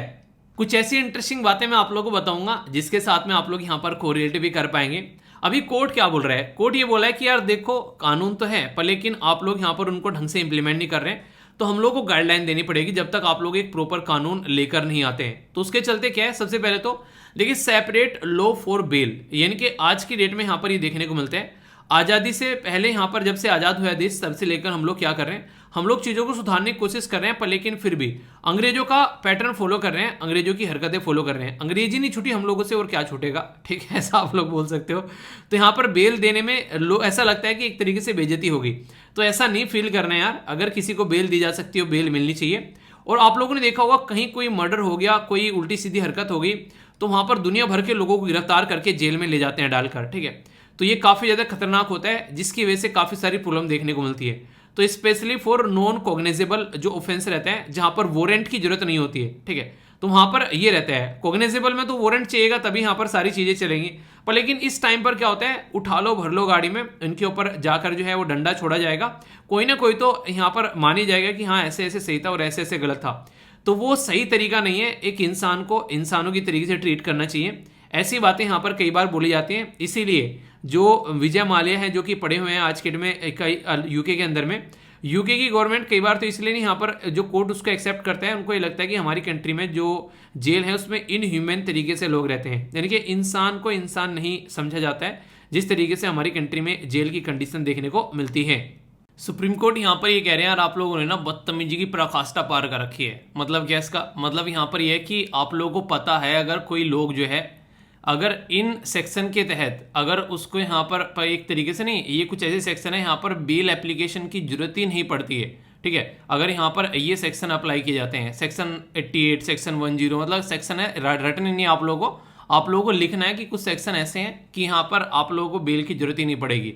पर लेकिन क्या करते हैं यहाँ पर नॉर्मली पुलिस वाले, वो बोलते हैं कि आप लोगों को फिर से बेसिकली क्या करना है, एक नया फॉर्म भरना है। अगर आप लोग चाहते हैं तो आप लोगों को सेपरेट एक बेल एप्लीकेशन देना पड़ेगा। अरे भाई साहब ऑलरेडी यार ये वाले सेक्शन हैं जो कि यहाँ पर अप्लाई किए जा रहे हैं, इनमें बोल दिया गया है कि बेल की एप्लीकेशन की जरूरत है नहीं, क्यों फालतू में डबल माथा पच्ची करा रहे हो उन लोगों से, क्यों फालतू में उनसे डबल फॉर्म भरा रहे हो। तो ये वाली खतरनाक चीज़ है, यानी कि बिना बात की बात। मुझे तो यहाँ पर एक चीज़ याद आ गई, आप लोगों को शायद मैंने सुनाया भी था। मैं जब दिल्ली में रहता था तो मुझे कनेक्शन लेना था, जो लैंडलाइन कनेक्शन होता है जो फ़ोन का, उससे इंटरनेट भी चलता था, तो उससे ठीक ठाक स्पीड आती थी। तो मैं गया लेने के लिए MTNL के ऑफिस में। तो वहाँ पे जैसे कि यहाँ पर ये वाला ऑफिस है, मतलब एक ऑफिस है काफ़ी बड़ा है वैसे तो, इसमें कई सारे रूम है। तो इस वाले ऑफिस में मैंने फॉर्म सबमिट किया, ठीक है। तो मैंने बोला कि कर दो यार इसको काम को, कह रहा है कि नहीं ये हाँ नहीं होगा, ये दूसरी जगह होगा और वो कल आएंगे। मैंने कहा कल, मतलब वो कल नहीं आएंगे। उन्होंने बोला कि दूसरी जगह होगा और आदमी नहीं है वहाँ पर, फॉर्म वो लेकर जाएगा। मतलब क्या, मतलब कि बराबर में एक रूम छोड़कर एक और रूम था यहाँ पर, इस रूम के अंदर फॉर्म जाना था। ये इंसान इस रूम के अंदर फॉर्म लेके नहीं जा रहा, क्यों? क्योंकि जो फॉर्म लेके जाने वाला है वो फॉर्म लेके जाने वाला यहाँ पर नहीं है, और यहाँ पर जो इंसान बैठा है वो यहाँ से फॉर्म लेके आएगा नहीं, क्योंकि दोनों की बेसिकली बेइज्जती हो जाएगी। तो ये बोल रहा है कि यहाँ पर ये कल कोई आदमी आएगा, इनका फॉर्म लेके यहाँ पे जाएगा, वो उसके ऊपर साइन करेगा और फिर जो है वो कनेक्शन जो है वो मेरे पास में आएगा। मैंने कहा ओ भाई ऐसा कर, मैं दे आता हूँ ये उठाकर इसको, ठीक है, तू कनेक्शन दे दे, मैं चक्कर काटते फिरूंगा क्या, ठीक है। तो वो वाली बातें हैं। तो मैंने बोला कि यार कनेक्शन दे दो, आपके इतनी सारी हरकतें उल्टी सीधी कर रहे हो। तो कहने लगा एक प्रोसीजर होता है वो फॉलो करेंगे। मैंने कहा ये प्रोसीजर नहीं है, मतलब दूसरों का प्रोसीजर बनवाना है कि चक्कर काटते रहो तुम यहाँ पर, ये तो इंपॉर्टेंस दिखाने वाली बात होगी। सामने वाला बोल रहा है, मैं बोल रहा हूँ कि ला मैं दिया तो उसको फोन अपन आराम से कर देगा साइन उस पर नहीं हुआ वो काम। तो ये कंडीशन है कि डबल डबल बिना बात की मेहनत करवानी है लोगों से, ठीक है। ये तो अलग बातें हो गई। अब बात करें आप लोगों से, जो इंपॉर्टेंट है वो ये है कि लॉ एंड ऑर्डर मेंटेन कैसे रखना है। ये स्टेट लिस्ट के अंडर में आता है। अब स्टेट लिस्ट और जो भी यहाँ पर जो यूनियन टेरिटरी है उनको यहाँ पर बोला गया, डायरेक्ट किया गया सुप्रीम कोर्ट के द्वारा कि आप लोग कोशिश करो कि प्रॉपर वे से चीज़ों को लेकर चलो और किसी को भी ऐसे नहीं कि फालतू में अरेस्ट कर रहे हो, ठीक है। सीबीआई ऑलरेडी यहाँ पर इसके बारे में बातें कर चुकी है, ठीक है। सीबीआई भी यहाँ पर किस तरीके से स्पेशल जजेस जो है उनको आप लोग ला सकते हो। अच्छा, एक इंटरेस्टिंग चीज़ बताऊँ, जब मैं एक आर्टिकल पढ़ रहा था तो उसमें एक इंटरेस्टिंग चीज़ ये बोलेगी, ये एक टाइम था, पहले टाइम में अगर बात करें नहीं है वो फैसिलिटी, उस टाइम पे ये था कि जिस दिन छुट्टी हुआ करती थी ना, तो जो जज थे वो जाकर बैठा करते थे, कहाँ पर, जज हो गए या फिर वहाँ पे कोई हायर अथॉरिटी हो गई थी, जेलर वगैरह, वो सब जाकर बैठा करते थे और ये देख रहे थे कौन से ऐसे लोग हैं जिनको बेल दी जा सकती है, ठीक है। तो वहीं पर ही जाकर फटाफट जो है उनका एक तरीके से जुगाड़ पानी करके बैठा के वहाँ पर दरबार टाइप का, तो उनको बेल दे डाली सबको। तो लोगों का एक काम करने की अंदर से इच्छा भी होनी चाहिए कि हाँ काम करना चाहते हैं। आज के डेट में बहुत सारे लोग ऐसे हैं जो काम भी करना नहीं चाहते हैं, तो ये भी कंडीशन आप लोगों को देखने को मिलेगी। पर लेकिन एक इंटरेस्टिंग फैक्ट इससे भी बड़ा मैं आप लोगों को बता दूं, हमारी कंट्री में आज की डेट में अगर आप लोग बात करें, दुनिया भर की ऐसे मतलब एक तरीके से ढांचेगत की जरूरत है जहां पर जो एक तरीके से जजेस जाके बैठ सकें। अब जज को बैठने की भी जगह नहीं है, ढांचे तक भी नहीं है पर ऊपर अवेलेबल। एक बार एक पर्टिकुलर डिस्कशन सुन रहा था मैं कोई, उसमें ये बोल रहे थे जो खुद जज साहब थे, अच्छा आप ये बताओ अब यहाँ पर कोई लेडी जज है, ठीक है, और वहाँ पर जहाँ पर वो लेडी जज है, जहाँ पर पर्टिकुलर कोर्ट रूम बनाया जाना है, वहाँ पर प्रॉपर फैसिलिटी नहीं है, सेपरेट उनके लिए टॉयलेट की भी, जहाँ मेंस जाते हैं वहीं पर ही हो जाते हैं, ठीक है। तो इस तरीके से कंडीशन आप लोग देख सकते हैं। तो कहने का मतलब यहाँ पर ये कंडीशन काफ़ी ज़्यादा खराब है, यहाँ पर कोर्ट रूम अवेलेबल नहीं है प्रॉपर वे में। कम से कम 5,000 के करीब नए कोर्ट रूम की रिक्वायरमेंट है अगर आप लोग चाहते हैं यहाँ पर इस चीज़ का सोल्यूशन निकाला जा सके। तो यहाँ पर ये चीज़ें आप लोगों को लेकर चलनी पड़ेगी, तो वो भी एक कंडीशन है यहाँ पर, ठीक है। तो केसेस वहाँ पर ही पेंडिंग पड़े रहते हैं, ठीक है। तो इस तरीके से आप लोग समझ सकते हैं। एक और काफ़ी ज़्यादा इंटरेस्टिंग फैक्ट जो कि आप लोग को यहाँ पर पता होना चाहिए, अभी रिसेंटली चाइना के अंदर में कुछ ऐसे सॉफ्टवेयर डेवलप किए गए जो कि जजेस की हेल्प करते हैं, और ये माना जा रहा है कि जो जजेस के पेंडिंग केस है उसको वो 1/3 यहाँ पर कम कर देंगे, मतलब उनका बर्डन 1/3 कर देंगे, जो यहाँ पर जो उनको अगर कोई डिसीजन देना है तो, ठीक है। तो उसको इस तरीके की जो टेक्नोलॉजी है उसका इस्तेमाल किया जा सकता है। और अब तो यार हम लोग हाइब्रिड चीज़ें लेकर चल रहे हैं ना, हाइब्रिड मतलब ऑनलाइन और ऑफलाइन दोनों चीज़ें चल रही हैं, तो इसको क्यों हम लोग इंजॉय नहीं कर सकते हैं कि ऑनलाइन को ऑनलाइन दे दो, ऑफलाइन को ऑफलाइन दे दो, फटाफट ये इनको निपटाओ, केसेस को जितने ज़्यादा आप लोग निपटा सकते हो। कोविड-19 में आप लोगों ने पूरा इस्तेमाल भी कर लिया, ऑनलाइन एंड ऑफलाइन वाला चक्कर, कोई दिक्कत ही नहीं होनी चाहिए। तो इस तरीके से यहाँ पर बहुत सारे ऐसे सोल्यूशन है, पर लेकिन वही है कि करने वाला चाहिए ना, सोल्यूशन तो मिल जाएंगे। सोल्यूशन तो आप लोगों के पास में है सारे, ठीक है। आप लोगों के पास में किस चीज़ की कमी है, अगर आप लोगों को बोलो आज के डेट में सिलेक्शन लेने के लिए, आप लोग एक बार देखो बैठकर, सारी चीज़ आप लोगों के पास में अवेलेबल है। आप लोगों के मम्मी पापा ने सारी चीज़ें आप लोगों को दे रखी है, सारी चीज़ें A to Z जो आप लोग चाहिए अपनी प्रिपरेशन करने के लिए, रिसोर्सेज वगैरह, इंटरनेट वगैरह, मोबाइल वगैरह, या फिर जो भी आप लोग कहीं एक तरीके से ना कोई जो ऑफलाइन इंस्टीट्यूट ज्वाइन करते हैं या ऑनलाइन, ये सब चीज़ें वो पैसे दे रहे हैं अपने पास से, अपनी मेहनत की कमाई आप लोगों के लिए। पर लेकिन आप लोग हो कि आप लोगों को लग रहा है यार क्या ही करना है, चल रही है ज़िंदगी मजे में, क्यों ही पढ़ना है, तो वो वाली बातें आते हैं निकल के, ठीक है।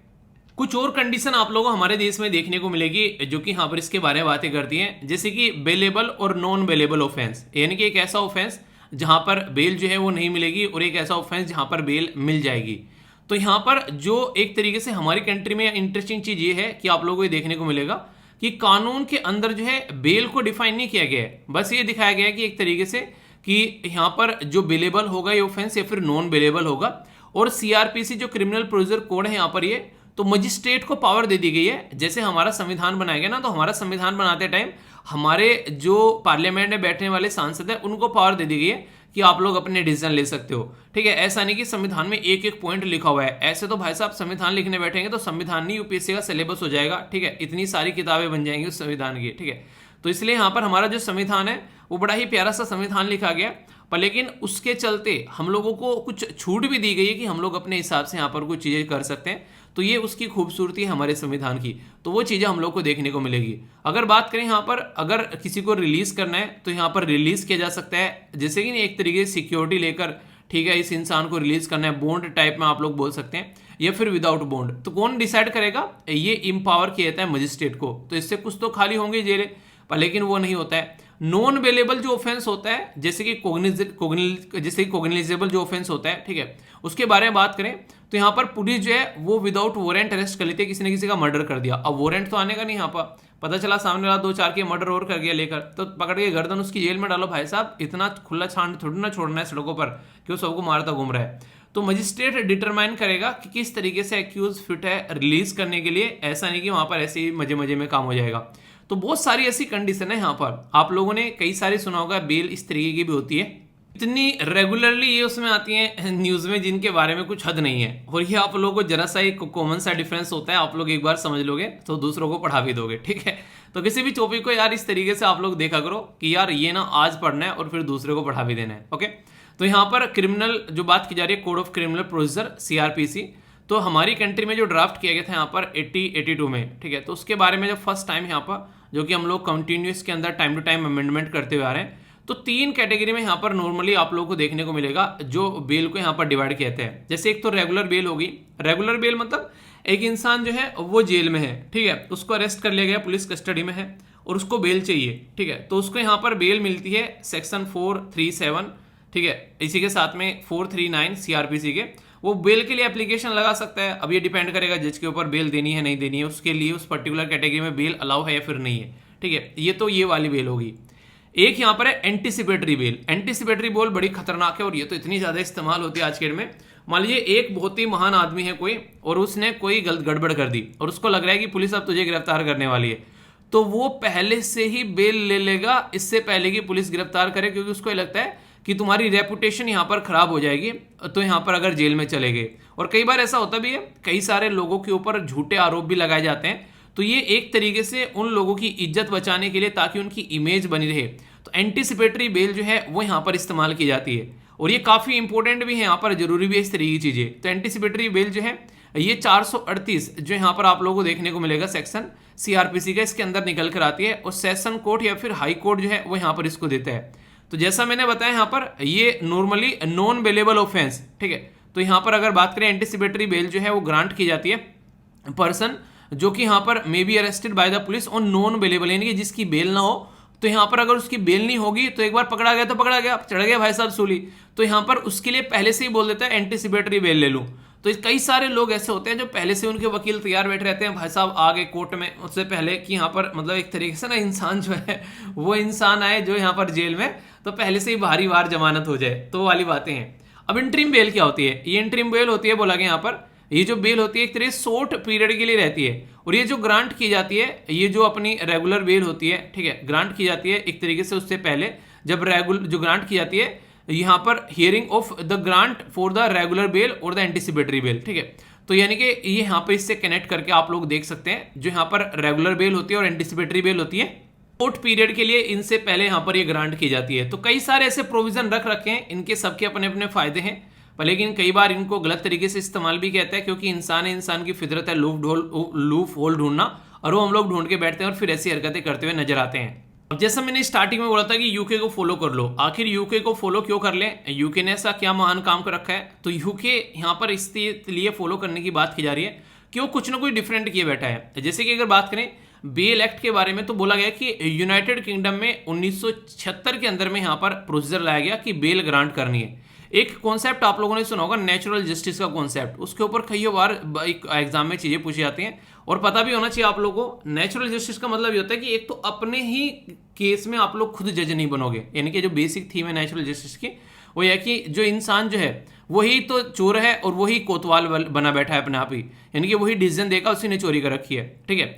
दूसरा यहाँ पर ये होना चाहिए, अगर किसी का जजमेंट देना है तो यहाँ पर एक तरीके से उस इंसान से भी एक नहीं पूछना है कि भाई साहब तुमने गुनाह क्या किया, तुमको ये सजा देने जा रहे हैं हम लोग यहाँ पर, ठीक है। ऐसा नहीं कि उसको सुना ही नहीं, बेचारे को उठा के यहाँ पर सजा सुना दी, तो ऐसा नहीं होना चाहिए, ठीक है। तो जय भीम मूवी देखी आप लोगों ने देखी होगी, तो वहाँ पर यही हरकतें दिखा रखी है कि गुनाह कोई और कर रहा है और सजा कोई और पा रहा है, तो ये बड़ी ही खतरनाक चीज़ें निकल कर यहाँ पर आती है, ठीक है।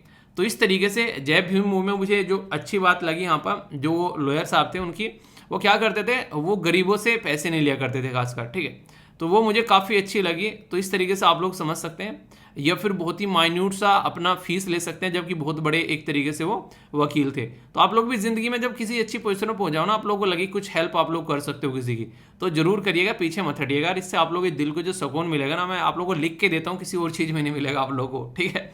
तो एम जो है यहाँ पर ये है कि किस तरीके से यहाँ पर जो जेल के अंदर में कैदी उनको कम किया जाए, और यहाँ पर जनरल उनका अधिकार भी होता है यार कि बेल मिलनी चाहिए, वो बेल मिलनी चाहिए उनको, एक प्रॉपर लीगल एड यानी कि सपोर्ट मिलनी चाहिए कानून पर। लेकिन आप लोग रिजेक्ट कर सकते हो तो उसके पीछे एक प्रॉपर ग्राउंड होना चाहिए कि क्यों रिजेक्ट की। क्या बाहर जाकर वो यहाँ पर किसी का गला काट देगा, जेब चोरी फिर वही हरकतें करेगा जो यहाँ पर कर रहा है?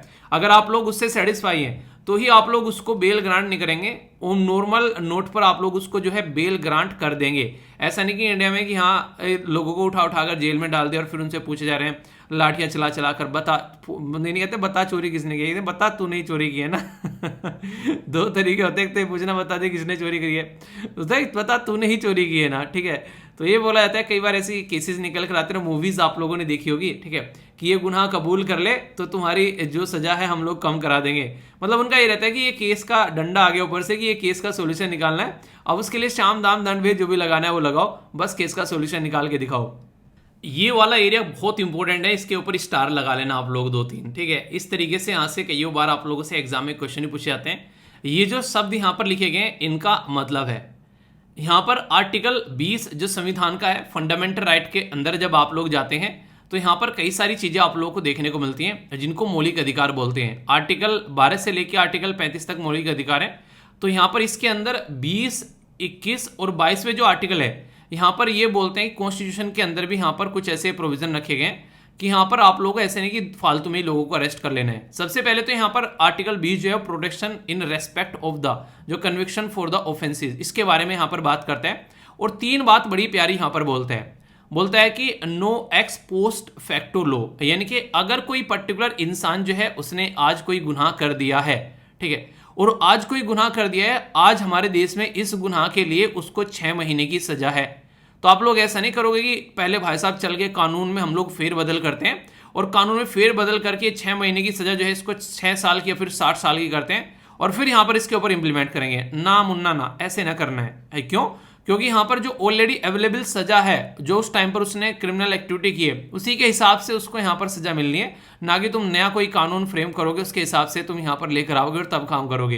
तो एक तो ये बात बोली गई है। इसके ऊपर अलग से क्वेश्चन आप लोगों से पूछे जाते हैं कई बार, ठीक है। एक बोला गया है नो डबल जियोपार्डी। इसका मतलब क्या होता है?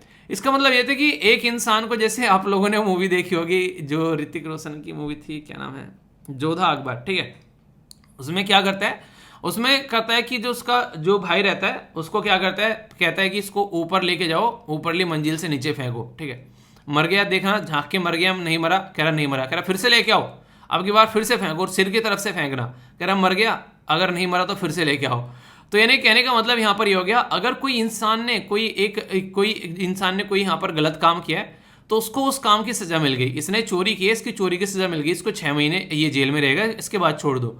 पसंद नहीं है यार 6 महीने और डालो इसको जेल में, किस लिए? क्योंकि वो जो पहली चोरी की है उसी के लिए डालना है, फिर से दूसरी चोरी की है नहीं की है तो फिर क्यों डालना है? ऐसे ही मन कर रहा है फिर से 6 महीने डालो। ऐसा नहीं करने के भाई, एक इंसान को एक गलती करने के लिए उसको एक बार ही सजा मिलेगी, ऐसा नहीं कि मन कर रहा है कि 2-2 3-3 बार उसको सजा दो, ठीक है। तो ये यहाँ पर बात की जा रही है, ठीक है। इसी के साथ में कोई सेल्फ इंक्रिमिनेशन के बारे में बात की जा रही है, यानी कि यहाँ पर ये भी रहता है किसी को फोर्स नहीं करना है, ठीक है, अपने ही खिलाफ उसको बोलने के लिए कि हाँ तुम बोलो कि हाँ तुम ही नहीं हरकतें की है, तो फोर्स नहीं करना है, जबरदस्ती किसी से तुम ये नहीं बुलवा सकते कि हाँ तुम ही नहीं हरकतें की है। तो ये ऑलरेडी आप लोगों को देखने को मिलेगा, प्रोटेक्शन प्रोवाइड कराई गई है हमारे संविधान ने भी।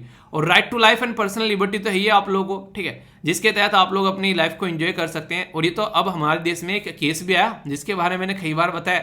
अच्छा, केस का नाम बताओ आप लोग, बताओ किस ईयर में ये केस आया था? तो आप लोगों को पता है कि अब तो यहाँ पर राइट टू प्राइवेसी के बारे में बात करते हैं आप लोग, ठीक है। एक बड़ी ही खतरनाक चीज है जो कि यहाँ पर प्यूनिटिव और एक तरीके से यहाँ पर प्रिवेंशन वाली होती है। प्यूनिटिव का मतलब क्या होता है, जैसे कि आज के डेट में मैं बोलूं कि आप लोगों को ये काम करना है, ठीक है, और आप लोग बोलो कि ये टाइम नहीं मिला सर ये काम करने का, अब इसके लिए कोई सजा दे रखी है, ठीक है, मैं बोलूंगा ठीक है आज से ना आप लोगों को क्या करना है, 2-2 गिलास ज्यादा पानी पीना है, आप लोगों ने काम नहीं किया तो ये क्या हुआ, कोई काम आप लोगों को बोला था, आप लोगों ने वो काम नहीं किया, मैंने आप लोगों को बोला अब सजा मिलेगी 2 गिलास पानी ज्यादा पीने हैं, ठीक है। हालांकि ये सजा कम, ये सेहत बनाने का ज्यादा काम रहेगा, ठीक है। पर लेकिन अगर यहाँ पर बोला जाए कि पता है कि ये इंसान जो है इसको ये काम बोला है काम नहीं करेगा, तो पहले से कुछ ऐसा जुगाड़ करके रखना कि यहाँ पर हरकतें ना हो सके, काम पूरा हो जाए, यानी कि प्रिवेंट करना। तो बोला जाता है कि पता चला कि कल को चलकर ये इंसान जो है दंगे फसाद करेगा, इसको पहले से ही डिटेन कर लो। जैसे मान लीजिए प्राइम मिनिस्टर मोदी साहब जो है जम्मू एंड कश्मीर में कुछ चीज़ों को इनोग्रेट करने जाते हैं और वहां पर पता चला जो दंगई है वहां पर कुछ ऐसे लोग हैं जो कि अनवांटेड तत्व रहते हैं सोसाइटी में, तो यहाँ पर वो हरकतें करना स्टार्ट कर दें तो उनको पहले से ही डिटेन कर लिया जाता है, ठीक है, ताकि यहाँ पर आसानी से चीज़ों को इंप्लीमेंट किया जा सके। तो इस तरीके के प्रोविजन आप लोगों को देखने को मिलते हैं जो कि अपने ही आप में काफ़ी इंपॉर्टेंट है और दोनों के लिए इंपॉर्टेंट रहते हैं, समाज के लिए भी और पर्टिकुलर पर्सन के लिए भी, ताकि एक सौहार्दपूर्ण माहौल जो है वो समाज के अंदर बना रहे। इंटरेस्टिंग क्वेश्चन बड़ा ही प्यारा सा यूपीएससी के द्वारा पूछा गया 2021 के अंदर में यहाँ पर जुडिशियल कस्टडी के बारे में। आप लोगों ने गंगा जल मूवी देखी है, जो पहले वाली गंगा जल अजय देवगन वाली, वो उसको बोलते हैं कस्टडी में ले जाके उनकी आंखों में मतलब उनको अभी पवित्र कर देते हैं पूरे, कौन सा जो गांव रहता है वो सीतापुर क्या बोलते हैं वो, ठीक है, ये नाम रहता है मतलब कुछ। तो उस तरीके से यहाँ पर है कि जुडिशियल कस्टडी के बारे में बात की गई है और ऐसे क्वेश्चन नॉर्मली यूपीएससी की फितरत है नहीं पूछने की, पर लेकिन ऐसा क्वेश्चन आप लोगों से पूछ लिया। बोला गया कि जुडिशियल कस्टडी के अंदर जो भी एक्यूज रहता है, ठीक है, तो बोला गया कि कस्टडी के अंदर तो एक तरीके से तो मजिस्ट्रेट, मान लीजिए जुडिशियल कस्टडी का मतलब तो मजिस्ट्रेट की कस्टडी में हो गया ना, तो बोला गया कि उसको लॉक किया जाएगा पुलिस स्टेशन के अंदर, ना कि जेल में। पहली स्टेटमेंट अटेम्प्ट करिएगा आप लोग, कॉमन सेंस का है बेसिकली। यहाँ पर जब जुडिशियल कस्टडी के अंदर में जो यहाँ पर रहता है तो पुलिस ऑफिसर जो है जो उस पर्टिकुलर एरिया का केस का चार्ज रहता है उसको अलाउ नहीं किया जाता है इंट्रोगेट करने के लिए विदाउट द परमिशन, यानी कि परमिशन उसको लेनी पड़ेगी, अप्रूवल लेना पड़ेगा कोर्ट से, तब उसको यहाँ पर मिलेगा काम। देखता हूँ कौन सा आंसर देता है। कॉमन सेंस का क्वेश्चन अगर बात करें तो आप लोग आसानी से इसका आंसर दे सकते हैं, ठीक है। बोला क्या जा रहा है, बोला ये जा रहा है अगर कोई पर्टिकुलर पर्सन जो है वो जुडिशियल कस्टडी का मतलब होता है कि मजिस्ट्रेट की कस्टडी में है और उसको लॉकअप यानी कि पुलिस स्टेशन के अंदर नहीं रखा जाएगा, बाकायदा जो प्रॉपर जेल बनी हुई है उसके अंदर उसको रखा जाएगा। यहां पर बोला गया कि accused lockup in the police station, यानी कि पुलिस स्टेशन के अंदर उसको लेगा, ना कि जेल। ये गलत है, जब जुडिशियल कस्टडी होगी तो उसको जेल में रखा जाएगा, ना कि पुलिस स्टेशन के अंदर में। और जब एक बार जुडिशियल कस्टडी हो गई तो यहां पर उस इंसान को अप्रूवल बेसिकली लेना पड़ेगा कोर्ट से। अगर कुछ भी इंट्रोगेशन करना है, कुछ भी उल्टी सीधी हरकतें करते हैं, कई बार मनमानी चलाते हैं, तो वो वाली चीजें नहीं देखने को मिलेगी, ठीक है। तो आंसर क्या हो गया, आंसर यहां पर इसका बी हो गया। तो ऐसे क्वेश्चन आप लोगों से पूछाते हैं आजकल प्रैक्टिकल नॉलेज के ऊपर, तो यहाँ पर ये अगर कोई पुलिस में ही है तो वही आंसर यहाँ पर आराम से दे सकता है, या फिर कोई वकील है। नॉर्मली स्टूडेंट्स जो है ऐसी चीजें नहीं है, पर हाँ अब एक्सपेक्ट करते हैं कि थोड़ा सा जागरूक रहें जो नए स्टूडेंट आ रहे हैं मार्केट के अंदर में, ठीक है। ये क्वेश्चन का आंसर आप लोगों को देना है। एंटीसिपेटरी बेल इतनी ज्यादा न्यूज में रहती है, शायद ही कुछ और रहता होगा। बोला जा रहा है कौन से सेक्शन के अंदर आती है, सेक्शन 437, 438, 439। तो अभी मैंने आप लोगों को बताया, तो इसका आंसर तो मैं आप लोगों से एक्सपेक्ट करता हूँ ना, ऐसे ऐसे तो आंसर दे दिया करो, ठीक है। पूरा आर्टिकल सुनने के बाद में भी आंसर नहीं दे रहा तो फिर क्या मतलब है, बताइए कौन सा है। अभी बताया आप लोगों को यहाँ पर सेक्शन 438, ठीक है। तो आप लोग यहाँ पर देखते हैं, इसका आंसर यहाँ पर बी हो गया। इस तरह के क्वेश्चन बड़े एक तरीके फेवरेट है यूपीएससी के। यहाँ पर क्या करते हैं, जैसे यहाँ पर प्रिवेंटिव डिटेंशन के बारे में कर दिया और प्यूनिटिव डिटेंशन के बारे में कर दिया। तो बोला गया प्रिवेंटिव इज एक तरीके से यहाँ पर punish a person for the offence committed. फिर प्रिवेंटिव रह गई क्या, तो बोला जा रहा है कि ये प्रिवेंटिव है। प्रिवेंटिव का मतलब होता है क्या, कि उसको पहले से डिटेन कर लेना, ठीक है, वे एक तरीके से ताकि वो हरकतें ना कर सके, तो ये तो प्यूनिटिव होगी। तो ये शब्द जो है यहाँ पर इस तरीके से कई बार पूछा जाता है। और बोला गया इनकरेक्ट कौन सा है, तो डबल लेवल पर दिमाग खराब करने वाला क्वेश्चन हो गया। पहले तो इनको अलग दे दिया, आप लोग बोलोगे दोनों गलत है, तो आप लोग सीधा ही लगा दोगे अगर यहाँ पर नहीं पढ़ोगे। आंसर क्या है, आंसर है सी। तो ऐसे क्वेश्चन आप लोगों से पूछाते हैं जो डबल चेक करा देते हैं आप लोगों को। पहले तो ये अलग अलग दे दिया, अगर फ्रीक्वेंटली पढ़कर निकल जाओगे तो आप लोगों को लगेगा हाँ गलत है, चलो ठीक है, तो आंसर सी हो गया। या फिर कई सारे बोल सकते हैं सही सा लग रहा है यार ये तो पढ़ने में, ठीक है। वही कई बार चक्सो खुलते हैं जब पेपर में बैठे रहते हैं, क्वेश्चन पढ़ रहे हैं, अरे यार ये सही सा लग रहा है यार, आंसर इसका यही हो सकता है, ठीक है, पढ़ा तो था यार पर कुछ कुछ याद आ रहा है। पहला तो बिल्कुल कंफर्म है, पर दूसरे वाले में थोड़ा सा डाउट है, ठीक है। और जहां पर ये चीजें घूमना स्टार्ट होगी तो समझो वहां पर कहानी खराब होना स्टार्ट होगी। एक्चुअल में ये चीजें क्यों आती है, नॉर्मली ये चीजें तब आती हैं जब आप लोगों ने एक अच्छे लेवल की प्रैक्टिस नहीं कर रखी होती है। अगर आप लोग रेगुलर प्रॉपर प्रैक्टिस करोगे, अगर अभी से ही आप लोग लग जाओ और आप लोग कोशिश करो डेली लगभग 10 से 20 या 15 से 20 जो एमसीक्यूज है उनको बीच बीच में आप लोग सोल्व करते रहो, तो आप लोग एक अच्छे लेवल पर एक अपने आप को अटेम्प्ट कर पाओगे। ठीक है, तो ये तरीका होता है चीजों करने का। ऐसे क्वेश्चन भी काफी अच्छे आप लोगों को देखने को मिलेंगे। ये बोला गया सीआरपीसी के हिसाब से यहाँ पर कि बोला गया कि इसको डिफाइन किया गया बेल को। ठीक है, यानी कि define the word bail, bailable और नॉन बेलेबल। ये तो एक तरीका है, ये डिफाइन थोड़ी ना है। ठीक है, सीआरपीसी जो एम्पावर करता है मजिस्ट्रेट को कि वो बेल ग्रांट कर सकता है जैसे उसको सुटेबल लगे, और नॉन बेलेबल ऑफेंस के अंदर में इनेबल करता है पुलिस ऑफिसर को कि अरेस्ट कर सकता है विदाउट वारंट। तो सही आंसर यहाँ पर क्या है, अभी डिटेल में पढ़ाया मैंने आप लोगों को, तो करेक्ट बताना है। ए में बोला गया 1 and 2, बी में बोला गया 2 and 3, सी में बोला गया 1 and 3 और डी में बोला गया ऑल ऑफ द अबोव। तो सही आंसर आप लोग बताइए क्या होगा सही आंसर। तो सही आंसर है यहाँ पर बी, जैसे कि आप लोग देखते हैं यहाँ पर डिफाइन नहीं किया गया और बाकी यहाँ पर दोनों आंसर है। तो आंसर क्या हो गया, आंसर यहाँ पर बी हो गया। ओके, नेक्स्ट इंपोर्टेंट आर्टिकल आप लोगों को यहाँ पर देखने को मिलेगा इंडिया और म्यांमार के रिलेशन के बारे में। इंडिया और म्यांमार का रिलेशन आप लोगों को समझाऊंगा काफी डिटेल में, काफी कुछ आप लोगों को जानने को मिलेगा। पर उससे पहले यहाँ पर अभी म्यांमार के अंदर समझ लेते हैं कि चल क्या रहा है, पड़ोसी देश में हो क्या रहा है, तभी आप लोग अच्छे से समझ पाएंगे। म्यांमार जो है हमारी कंट्री में नॉर्थ ईस्ट के एरिया को टच करता है, अरुणाचल प्रदेश, नागालैंड, मणिपुर और इसी के साथ में मिजोरम सबसे बड़ा टच करते हैं यहाँ पर अरुणाचल प्रदेश के साथ में। इंपोर्टेंट मुद्दा क्या है, इंपोर्टेंट मुद्दा यहाँ पर यह है कि म्यांमार में यहाँ पर दो लोग जो है वो गवर्नमेंट चला रहे थे मिलजुल कर। एक तो यहाँ पर इनके जो आर्मी के लीडर थे ये चला रहे थे, ठीक है, और दूसरी साइड में यहाँ पर जो ये लीडर थी काफी लंबे समय तक जेल में रहकर आई, तो इनके बाद में यहाँ पर काम स्टार्ट किया गया। तो लगभग यहाँ पर आप लोग देखते हैं 2010 में रिलीज किया गया, हाउस अरेस्ट इनको रखा गया था, 15 ईयर यहाँ पर डिटेंशन में रखा गया था गवर्नमेंट के द्वारा। उसके बाद में यहाँ पर ये निकल के आई, ठीक है। इसके बाद में यहाँ पर इनके द्वारा लीडरशिप का रोल लिया गया as a councillor of state. यहाँ पर ये एनडीएल जो इसकी यहाँ पर एनएलडी, तो इसकी यहाँ पर ये लीडर बनकर आए और इनके द्वारा इलेक्शन वगैरह लड़े गए। हालांकि जो इलेक्शन थे यहाँ पर ये पहली बार फर्स्ट डेमोक्रेटिक इलेक्शन देश के अंदर देखने को मिले 2015 में। तो यहाँ पर जो ये सेकंड जो लैंडस्लाइड विक्ट्रीज की 2020 में देखने को मिली, 5 साल तो जैसे तैसे काट लिए, पर लेकिन जैसे ही 2020 में आए तो 1 फरवरी यहाँ पर 2021 में देश के अंदर मिलिट्री coup हुआ और उसमें मिलिट्री जो है वो पावर में आ गई। तो जैसे ही मिलिट्री पावर में आ गई तो ये जो सारे लीडर थे इनको उठाकर जेल में डाल दिया गया और यहाँ पर कंडीशन ये देखने को मिली कि आज की डेट में मिलिट्री वहां पर रूल कर रही है। तो इसके चलते यहाँ पर दिक्कतें देखने को मिल रही है। आज की डेट में भी यहाँ पर कंडीशन ये है कि मिलिट्री रूल कर रही है और सारी पावर जो है वो मिलिट्री के हाथ में। सारे जो बैंक वगैरह है वो क्लोज, इसी के साथ में जो आर्मी है वो अपने हिसाब से काम कर रही है, किसी की इंडिपेंडेंस नहीं है, लोगों पर गोलियां चलाई जा रही है। तो बहुत सारे ऐसे इश्यूज देखने को मिल रहे हैं। ये एग्जैक्ट लोकेशन है सितवे, इसके बारे में याद रखेगा, क्वेश्चन भी आप लोगों से बन सकता है। तो यहाँ पर इसी के बारे में मैं आप लोगों से बात करूंगा, आर्टिकल के बारे में कई सारी बातें आप लोगों को जानने को मिलेगी। इंपोर्टेंट क्यों है हमारे लिए, क्योंकि हमारी कंट्री के फॉरेन मिनिस्टर जो है श्रृंगला साहब वो अभी यहाँ पर विजिट पर गए थे, जिसके चलते यहाँ पर ये न्यूज में आ गया। तो यहाँ पर इसी के बारे में बात करेंगे।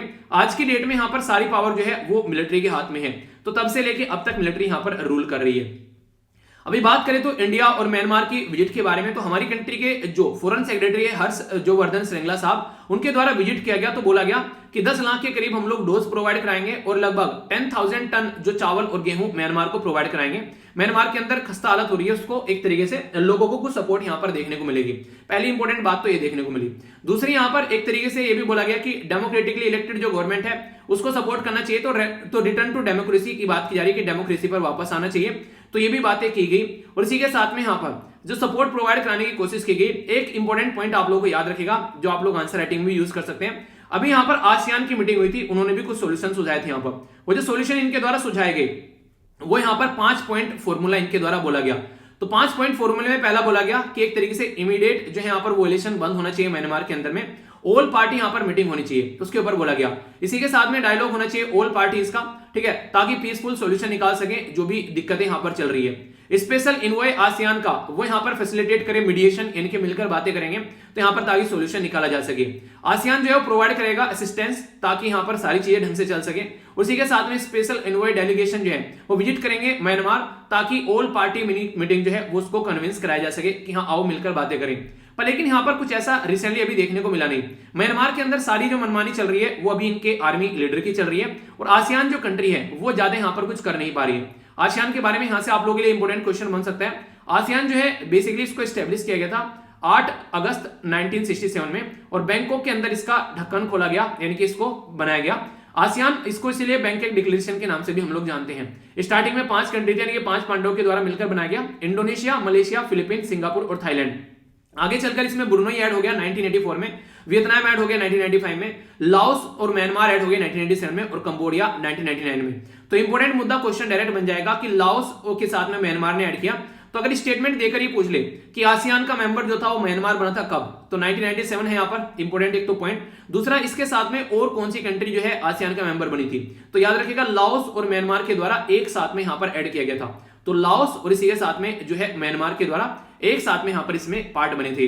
तो एक इंपॉर्टेंट मुद्दा आप लोग ये याद रखिएगा। अभी फिलहाल जो है यहाँ पर खस्ता हालत है, पर लेकिन हमारे लिए काफी इंपॉर्टेंट है ये, खासकर अगर नॉर्थ ईस्ट के बारे में आप लोग बात करते हैं। इंडिया म्यांमार थाईलैंड जो ट्राइलेटरल हाईवे है वो काफी इंपॉर्टेंट है, जो इंडिया से होकर म्यांमार से होते हुए यहाँ पर और थाईलैंड तक पहुंचता है। तो ये काफी इंपॉर्टेंट है। और इसी के साथ में दूसरा, कालादान मल्टी जो मॉडल ट्रांजिट ट्रांसपोर्ट प्रोजेक्ट आप लोगों को देखने को मिलता है, तो ये भी काफी इंपॉर्टेंट है यहाँ पर। कालादान ये प्रोजेक्ट के बारे में अभी एग्जाम में आप लोगों से क्वेश्चन भी बना था। तो ये जो प्रोजेक्ट है यहाँ पर कोलकाता से आप लोगों को देखने को मिलेगा, चलता है और सितवे पोर्ट तक जाता है, और फिर यहां से होता हुआ आइजोल, यानी कि आप लोग यहां पर ये मिजोरम में जाता हुआ नजर आएगा। तो इसके चलते आप लोग समझ सकते हैं कि हमारी कंट्री के लिए कितना इंपॉर्टेंट ये हो जाता है एक कनेक्टिविटी बनाने के लिए, ठीक है। तो यहां पर एक कनेक्टिविटी बनेगी कोलकाता से लेके यहां पर बेसिकली जो इसके थ्रू। आगे रीजन क्या है, अगर मैं मोटे मोटे तौर पर आप लोगों को बताऊं, तो कल को चलकर यहां पर चाइना अगर कुछ हरकतें कर देता है तो चिकन नेक तोड़ देगा यहां पर, बांग्लादेश के अंदर कुछ झड़प हो गई तो नहीं होगी काम। तो ऑल्टरनेटिव यानी कि तीन हमारे पास में हम लोग चीजें रख के चल रहे हैं कि कोई ना कोई तो काम आएगा ही अगर कोई दिक्कतें देखने को मिलती है। इसी के साथ में आगे चलकर जो ये ट्राइलेटरल हाईवे है, अगर ये वाली बात हम लोग की जा रही है, ये यहां से होते हुए आप लोग इसको दिल्ली तक भी पहुंचा सकते हो, ठीक है। यानी कहने का मतलब ये है उसको हम लोग कनेक्ट करके दिल्ली तक भी पहुंचा सकते हैं, वो भी एक तरीका चल रहा है। और ये कहीं ना कहीं ये चाइना को टैकल करने का भी एक तरीका है, क्योंकि इकोनॉमिक कॉरिडोर चाइना यहां पर बना रहा है। ये कुनमिंग से लेकर यहां पर ये सितवे, ये इसी के पास में हम लोग बना रहे हैं, और यहां पर इसी के साथ में ये पर्टिकुलर जो एरिया है, ये रैखाइन वाला स्टेट आप लोगों को देखने को मिलेगा, जहां से रोहिंग्या कम्युनिटी को मार के भगाया गया। तो वो वाली कनेक्टिविटी यहां पर ये चाइना भी आज के डेट में लेकर चल रहा है। तो चाइना इसको चाइना म्यांमार इकोनॉमिक कॉरिडोर का नाम दे रहा है। तो इसलिए चाइना का जो दबदबा है वो भी यहां पर कम हो पाएगा अगर इंडिया जो है जाकर यहां पर अपनी चीजों को आगे लेकर चलते हैं। तो एक ये भी काफी इंपॉर्टेंट मुद्दा यहां पर आप लोगों को देखने को मिलेगा, जिसके बारे में हम लोग बात करते हैं। इसी के साथ में अगर बात करें रैखाइन जो स्टेट डेवलपमेंट प्रोग्राम के बारे में और बॉर्डर एरिया डेवलपमेंट प्रोग्राम के बारे में, तो ये भी आप लोग यहां पर याद रख सकते हैं, जो कि इंपॉर्टेंट मुद्दा है, ठीक है। तो ये आप लोगों को देखने को मिलेगा, ये जो एरिया डेवलपमेंट प्रोग्राम है जिसके चलते यहां पर ये चीजें देखने को मिलती हैं।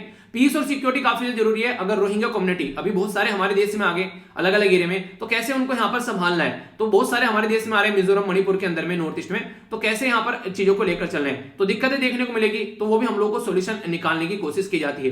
तो कहने का मतलब है कि इतनी सारी रोहिंग्या कम्युनिटी आ रही है यहाँ पर, आप लोग देखते हैं बहुत बुरी कंडीशन यहाँ पर देखने को मिलती है, तो उसको कैसे लेकर चलना है, तो ये भी काफी इंपॉर्टेंट है।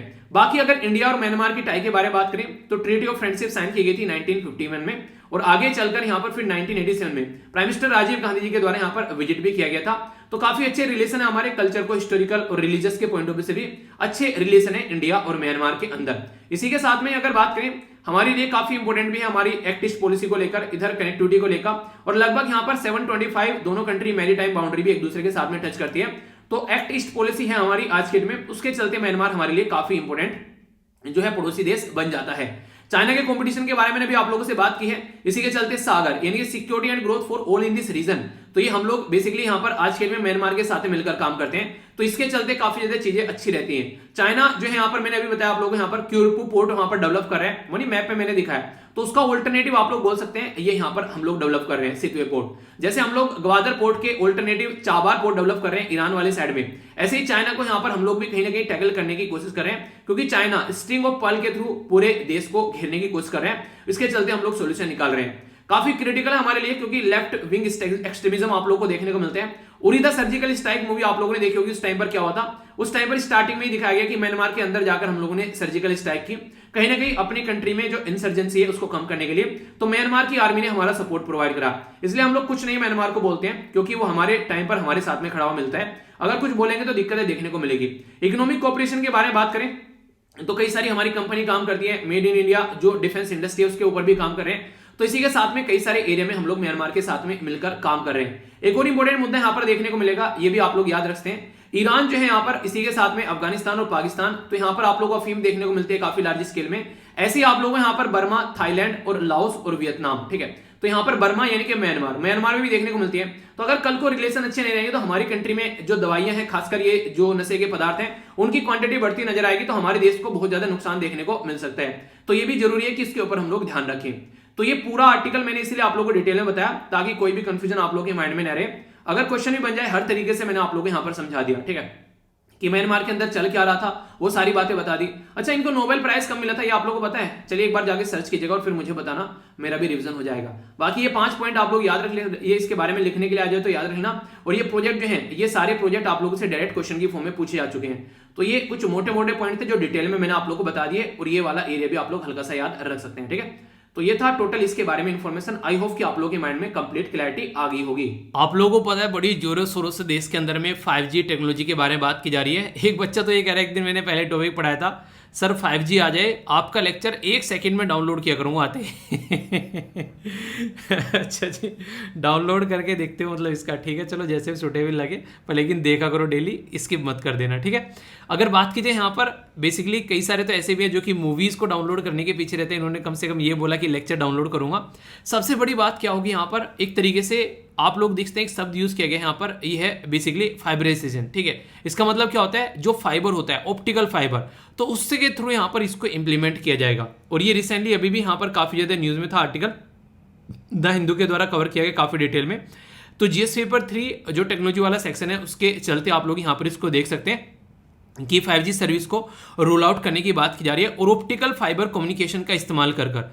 तो काफी बड़ा चैलेंज है। हालांकि ये आर्टिकल कवर करने के बाद में एक और आर्टिकल डिस्कस करूंगा, जिसमें आप लोगों को 5G टेक्नोलॉजी के बारे में बेसिक इंफॉर्मेशन दूंगा, जिससे कि कंप्लीट आप लोग आर्टिकल को समझ पाए यहाँ पर, ठीक है। अभी फिलहाल ऑप्टिकल फाइबर जो आप लोगों ने सुना होगा, उसमें क्या होता है, बेसिकली एक केबल होता है जिसके थ्रू आप लोग बोल सकते हैं यहाँ पर जो चीजें हैं आगे बढ़ती हैं। और आप लोगों अगर साइंस के स्टूडेंट है खासकर, अगर आप लोग, तो आप लोगों ने इसके बारे में जरूर सुना भी होगा, ठीक है, कि किस तरीके से ऑप्टिकल फाइबर कम्युनिकेशन का जो सिस्टम यहाँ पर चलता है। इसमें एक कॉन्सेप्ट यूज होता है जो कि आप लोगों से क्वेश्चन भी कई बार पूछा जा चुका है, उसे बोलते हैं TIR। TIR मतलब क्या होता है, इसको बोलते हैं टोटल इंटरनल रिफ्लेक्शन। यानी कि एक तरीके से जो इसके अंदर लाइट जा रही है यहाँ पर, वो एक सटीक तरीके से आगे बढ़ेगी। और सबसे बड़ी बात यहाँ पर ये होगी कि टोटल इंटरनल रिफ्लेक्शन जब रहेगा तो बाहर नहीं जाएगी, उसी के अंदर चीजें जो हैं वो आगे बढ़ेंगी। यानी कि जो ऑप्टिकल फाइबर से जो भी यहाँ पर जो एक तरीके से जो सिस्टम निकल के चलेगा इन केबल के थ्रू, वो बिल्कुल शानदार तरीके से और फुल स्पीड में चलेगा। आप लोग कहीं भी कोई इंटरप्शन यहाँ पर देखने को नहीं मिलेगा। इस तरीके से यहाँ पर ये इनकी जो पर्टिकुलर केबल बनाई जाती है, तो ये काफी एक तरीके से इसके ऊपर आप लोगों को अलग अलग स्ट्रक्चर देखने को मिलती है।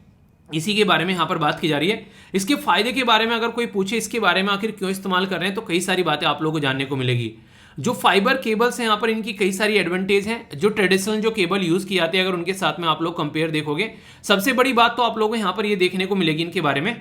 सबसे बड़ी बात तो यहाँ पर यह है कि इनकी बैंडविड्थ ज़्यादा होती है, यानी कि इनकी ज़्यादा कैपेबिलिटी है, ज़्यादा डेटा जो है ये कैरी कर सकती हैं, जो कि नॉर्मल केबल होता है उसके कंपेयर में।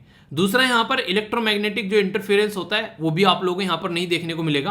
तो ये उस तरीके से इनको तैयार किया जाता है। काफ़ी पतली होती है। मैं आप लोगों को बता दूं, जो मेरे घर पर यहाँ पर अभी फिलहाल जो इंटरनेट लगा हुआ है वो ऑप्टिकल फाइबर के थ्रू यहाँ पर इस्तेमाल किया जाता है, ठीक है। वरना जो पहले वाली केबल थी, जब पहले मैं इस्तेमाल किया करता था, जब मैं दिल्ली के अंदर रहा करता था, उस टाइम पर मोटी केबल लगाई रखी थी वहां पर, ठीक है। और कई बार दिक्कतें देखने को मिलती थी यहाँ पर अगर प्रॉब्लम होती है तो वो आउटसाइड से ही ज्यादा प्रॉब्लम देखने को मिलती है। जहां पर ये केबल है बेसिकली वहां पर आप लोगों को रेयर ही कभी कोई प्रॉब्लम देखने को मिलेगी। अगर बाहर साइड से ही कहीं से कनेक्शन ढीला हो गया तो एक अलग बात है। डेटा ट्रांसमिशन जो है वो डिजिटली ट्रांसमिट कर सकते हैं आप लोग, रेदर देन एनालॉग, यानी कि एक तरीके से डिजिटल फॉर्म में आप लोग ट्रांसमिट कर सकते हैं। और डेटा की सिक्योरिटी काफी अच्छी रहती है, इसके अंदर कोई दिक्कत देखने को नहीं मिलती है। पर लेकिन हर एक चीज के कुछ फायदे कुछ नुकसान, आप लोगों ने सुना होगा हर एक सिक्के के दो पहलू होते हैं, तो यहाँ पर भी इसके पहलू देखने को मिलेंगे। जितनी ज्यादा अच्छी चीजें हैं, कई बार आप लोगों को महंगी चीजें देखने को मिलती हैं, ठीक है। जैसे एप्पल के जो फोन है महंगे आते हैं, उसमें ये नहीं कि वो उसमें सोना लगाकर बना रखी है, डायमंड लगा रखे हैं उन्होंने, ऐसा नहीं है। बेसिकली क्या रहता है, वो सिक्योरिटी आप लोगों को प्रोवाइड कराते हैं, यानी कि डेटा एक तरीके से आप लोगों का ब्रीच नहीं होगा, इस तरीके से आप लोग समझ सकते हैं, ठीक है। इसी के साथ में यहाँ पर बात करें तो ये सबसे पहले तो ये कि एक्सपेंसिव हो गए, ठीक है। इसी के साथ में मोर फ्रजाइल देन वायर, ठीक है, क्योंकि अगर इनका टूट गया एक बार यहाँ पर तो फिर दिक्कत हो जाती है, उसको फिर ऐड करना काफी ज्यादा टफ हो जाता है, क्योंकि इनके अंदर जोड़ नहीं चलते हैं, ठीक है। तो ये आप लोग बोल सकते हैं। तो कहने का मतलब यहाँ पर ये, आप लोगों ने एक डायलॉग सुना होगा कि रहीमन धागा प्रेम का मत तोरे चटकाए, तोरे से फिर ना जुरे जुरे घाटे पर जाए, तो आप लोगों को इन केबल में देखने को मिलेगा। ये नेक्स्ट पॉइंट यहाँ पर बात की जा रही है डिफिकल्ट टू स्प्लाइस, यानी कि एक तरीके से यहाँ पर तो मैंने आप लोगों को जो बताया टूटने वाली वो यहाँ पर आएगी, यानी कि इसको तोड़ा नहीं जा सकता, ये एक लिमिटेशन है। दूसरा ज़्यादा बेंड भी नहीं किया जा सकता, क्योंकि मैंने बोला अभी यहाँ पर इसके अंदर टोटल इंटरनल रिफ्लेक्शन की बातें चलती है, तो बहुत ही ज़्यादा बेंड करोगे, मैंने कहते एकदम बिल्कुल ऐसे तोड़ मोड़ के उसका कचुम्बर निकाल देना, वो वाली चीज़ें नॉर्मली इनमें नहीं रहती है। इनको थोड़ा सा स्ट्रेट रखना ज़्यादा बेटर रहता है, जिसकी वजह से यहाँ पर दिक्कतें न देखे। ठीक है, इसी के साथ में बात की जा रही है loss of light in fibre due to scattering, तो कई बार ऐसी भी दिक्कतें देखने को मिलती है, तो यानी कि लाइट का भी लॉस होता है। देखिए हर एक चीज़ क्या आप लोगों को क्या देखना होता है बेसिकली, अगर बात करूं आप लोगों को एक साइड में बैठकर आप लोगों को लक्ष्मीकांत की किताब पढ़नी है, यानी कि जो पॉलिटिकल लेक्चर है वो आप लोगों को सुनने हैं, और एक साइड में आप लोगों को इंडियन ईयर बुक पढ़नी है बैठकर, जो कि गवर्नमेंट की होती है। तो आप लोगों को कौन सी ज़्यादा बेटर लगेगी, जिसमें से ज़्यादा क्वेश्चन आते हैं? तो नॉर्मल सी बात है, आप लोग लक्ष्मीकांत के बारे में बात करोगे, एक साइड में करंट अफेयर पढ़ना है और एक साइड में एंशिएंट हिस्ट्री पढ़नी है। तो कई सारे लोग ऐसे हैं, एंशिएंट क्या एडिशन में तो कई बार क्वेश्चन आते हैं, मेडिवल हिस्ट्री में से कई सारे काफ़ी कम क्वेश्चन आते हैं, तो लोग बोलेंगे करंट अफेयर कवर कर लेते हैं। तो यहाँ पर आप लोग कंपेयर करते हो कि किसको ज़्यादा वेटेज देना है, तो ये बातें आप लोग यहाँ पर देख सकते हो। तो जो फायदा होगा जिसका, उसको आप लोग फॉलो कर लोगे।